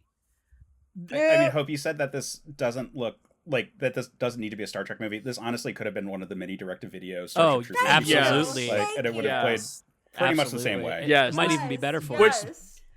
Which, by the way, Jolene Blaylock was in the third. Was it Starship Troopers Invasion? I guess what it was called. Oh no, Marauder. It's the one where Casper Van Dien came back, but she was in Marauder, and she was T'Pol in Star Trek Enterprise, which leads back to Star Trek. Okay, you can follow the 6 degrees of Kevin Bacon back to this. I think so. He's gone the one place we can't go, Clandathu. But yeah, that's the thing. Like, it just feels like this universe feels like it wants to be a Starship Troopers movie and not a Star Trek movie. Yeah. Which it's frustrating because the end bit about like the captain's oath and they get into the whole like space, that the final was frontier, bullshit. etc. You know, at the end, like did they do any of that shit from the original oath of exploring strange new worlds? Did they do any of that shit at the very beginning of the movie for 5 minutes? Well, I mean, like kind of at the opening of the movie, yeah. And like what I'm saying is that if this movie really was like looking back, like looking in the mirror and saying, here's where we've been pushed because of things, and we have allowed ourselves to go that way when we're supposed to be better than that, and we need to turn away and go back out into the final frontier, into the undiscovered country, find everything that's out there, and like create a better tomorrow for us all. Like that would be a hopeful ending for this movie, and they kind of are doing it, but they're doing it as lip service. They're not really being self-reflective at the end of this whole movie. Like we're not getting to the point where like Kirk is like talking down to the Admiralty about how easily they were swayed by the manipulations of the augments or something to that effect. Like that's I think what this movie needed. It needed some sort of explanation of what Starfleet and the Federation, and by proxy America, allowed itself to become for the worst of reasons, and became the worst of itself, and like what ideals are we trying to like use as we go forward into tomorrow. It's asking the question but then not presenting any answers. It's just going like Yeah. we're going into darkness. Oh, I get it. Right. Well, that's a thing And with, that- with Abrams. It's like, oh, he'll present the beginning of an idea and then doesn't finish it. Oh yeah. Well, Yeah. and that's also why Abrams is really bad at doing like this is the value of collective action. Like there's rarely like while there might be like a team move every now and then, it's still usually like a chosen one Yeah. kind of character or Yeah. two. And like this movie really needed it to be like, yeah, it's the Enterprise together Right. solved the situation. And like Yeah. even if it's Spock making the rundown at the end, like it's with a team. Yeah. It's with people. It wasn't by himself. Like it's not. I don't like. Why isn't her the one who teleports down? Yeah. Yeah, like You're like using shouldn't you send? your brain. Stop using your brain. There was a bunch of like really big like security guys beforehand that would have been much better at taking on Khan than Uhura. Right. Yeah. Yeah, like And if they're not being used, maybe they've been perverted by the ideology of either Right. Marcus or Khan, or like the whatever equivalent Khan character you're What using for this. Like, what if this was about a fracturing of Starfleet? Like we're getting Yeah. underway and like this massive catastrophe just like shatter Starfleet like straight down the middle. Like America is now. We're divided in half. I mean, I gotta say, the more I like, while the pitch notes I had was based around the augments, and I hadn't thought about it being Cybok until we got onto this call. If it was Cybok, that would actually be a really Yeah. logical character. No pun intended. Like, Yeah, forget in the terms pun. of like Yeah. imagine a terrorist cell of Vulcans, like that are very, have very rational reasons for how the Federation did not do enough to Yeah. make sure that they were safe, and in fact created these problems by virtue of the way that the Federation has like infinitely mingled Yeah. with time travel throughout the entirety of every yeah. series of Star Trek. Oh, yeah. And like the fact that they're open Yeah. to like time terrorism, which happens in the first movie, is evidence of like the fact that like this course Yeah. is bad. Yeah. And going through the analysis that Starfleet is a representation of just the melting pot of America, seeing how they didn't do enough to help everybody else around them. Yeah. Like it's Pretty damning. pretty relevant to America, like, I don't know, since from like the year 1900 forward. See, I mean, even before that, when we Right. get into Haiti. Oh, See, yeah. I've got a Yes, huge it's I've got a true. huge problem with all of this course though, and where my like micro pitch to end this would be is that all of this is not Star Trek by definition, because splintering Starfleet or having some kind of Osama bin Laden metaphor within your movie, the Star Trek universe at its core is meant to represent humanity that's gotten past problems, right? It is a post scarcity society, and so Yeah. the adventures have to come down to moral decisions and moral dilemmas.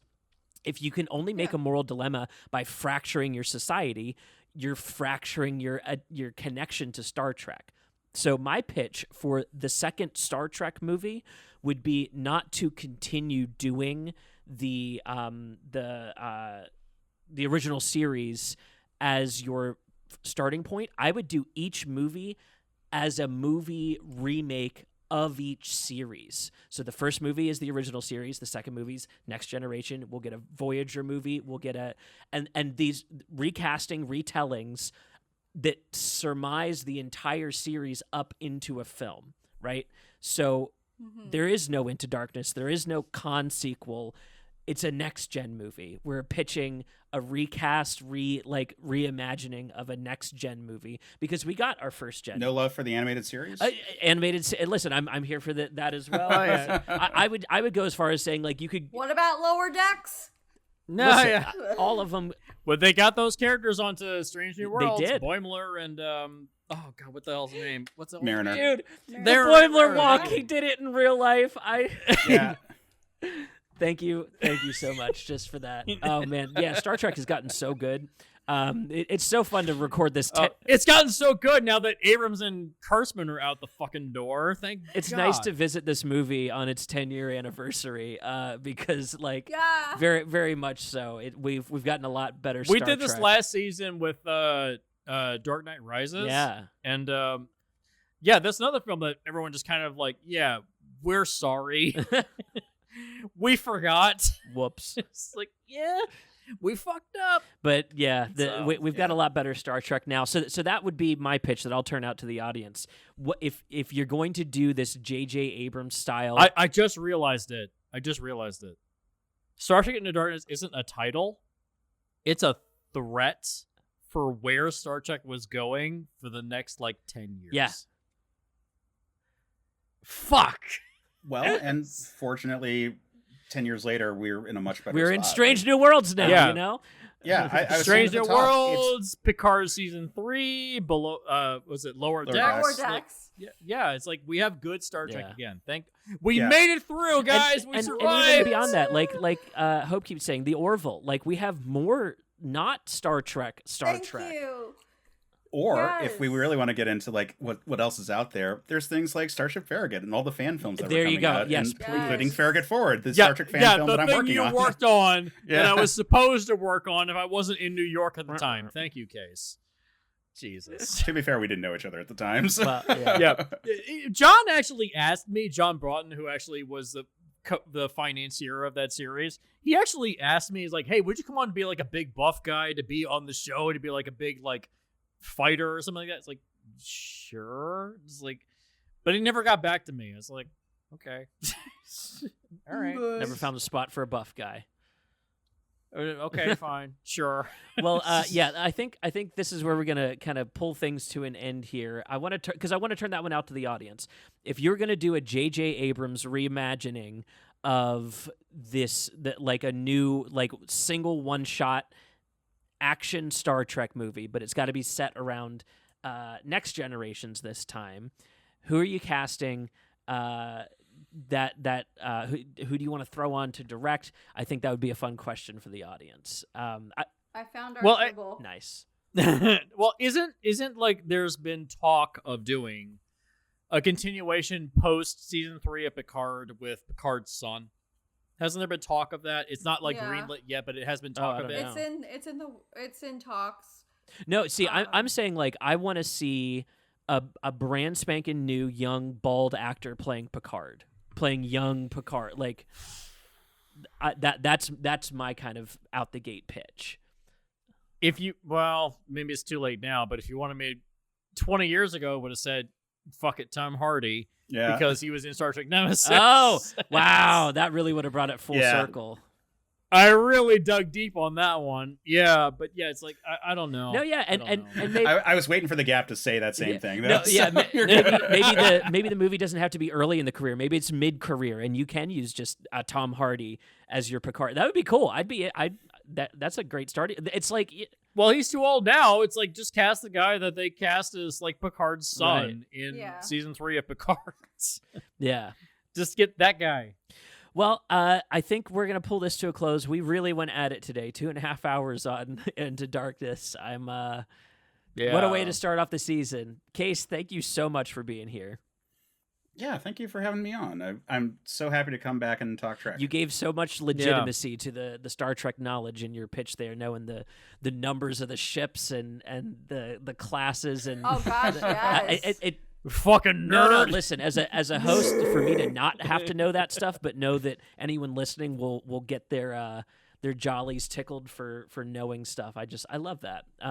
Hope, Jesse, thank you both for being here. I appreciate you drinking your way through this one. Dude, I'm fucking blitzed. I bet. Now. Yeah. I have my support dog with me right now. Order a pizza and go lay down. This was. I want to go through my list of the things I saw in 2013 real quick. God. Give me 1 second.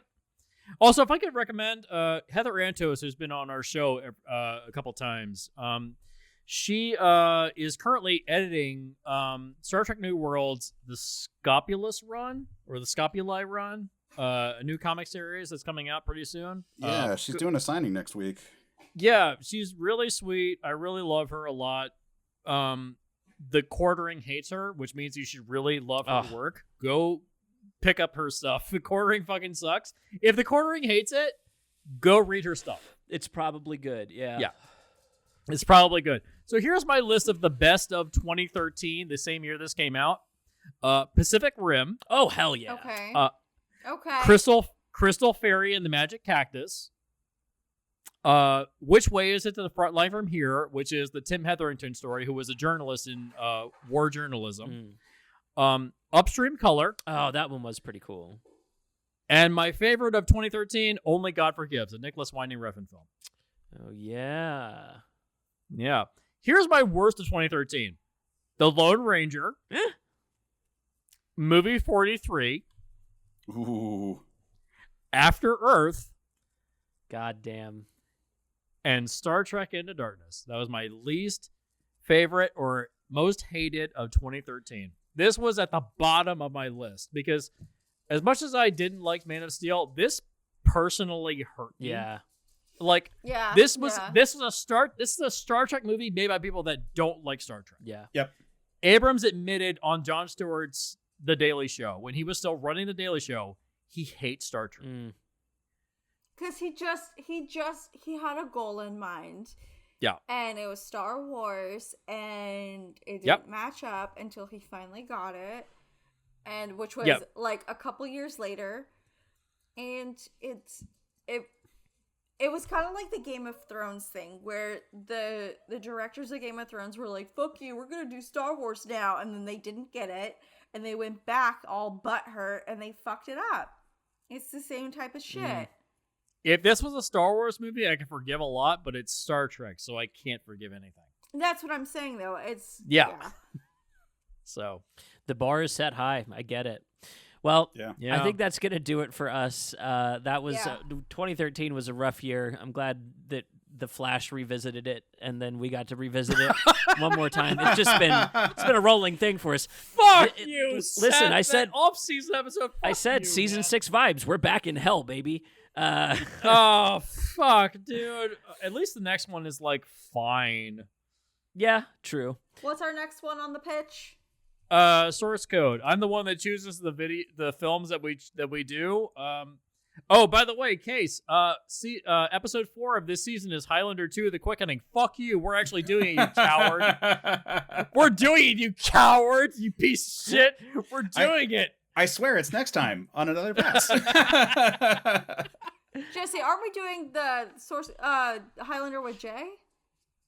Or Ian? Oh God, who are we? I think doing it's Ian, it with? right? Oh no, Jason. Oh, Jason. We're doing it. Jason Lennox. Oh, with Jason. Yes. Yeah, because he loves Highlander, but he's never seen Highlander 2. Oh, and that poor bastard. He gave me the option of like various movies, and I said, "Well, why don't you Highlander 2: The Quickening? Because you like the first one." And he said, "I've never seen Highlander 2. I've seen 3. I've seen 1 and 3. I've never seen 2." It's like, you should do 2. Are you gonna make him watch like all 5 versions of Highlander 2? There's only 2. Well, no, there's like a couple director's cuts beyond the Renegade and the Quickening, but the original version is on YouTube. The original version is available on YouTube. It is terrible. I can't wait. Aliens from the planet Zeiss. It's really bad, but we don't have to get to that till September, so we're a ways away from that. So. Well, thank you all again for being here. You can check out Case on Another Pass and the Men of Steel podcast.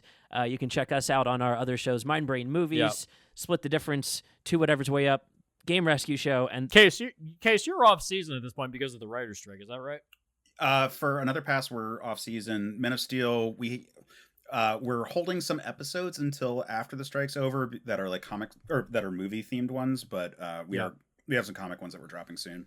I was gonna say, Mind Brain Movies is starting back up in September. Me and my psychologists I work with are finally getting our schedules unblocked. Hell yeah. So. Nice. All right, I think that's going to do it for us. Good night. Good night. Good night. Live long and prosper. I don't know about live long, but I'll prosper.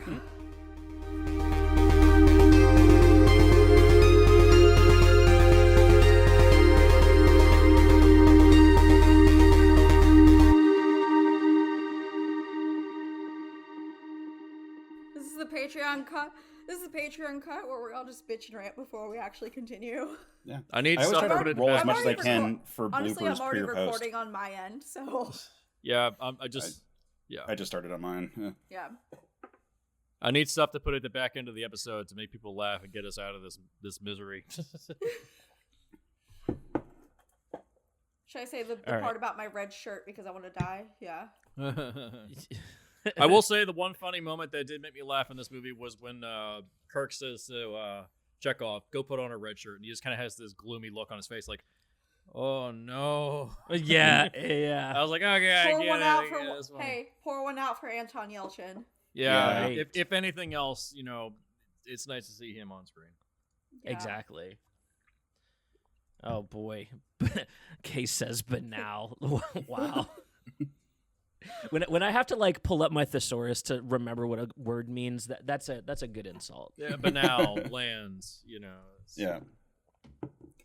Because it really is. All If you call this anything but Star Trek, it's the same movie.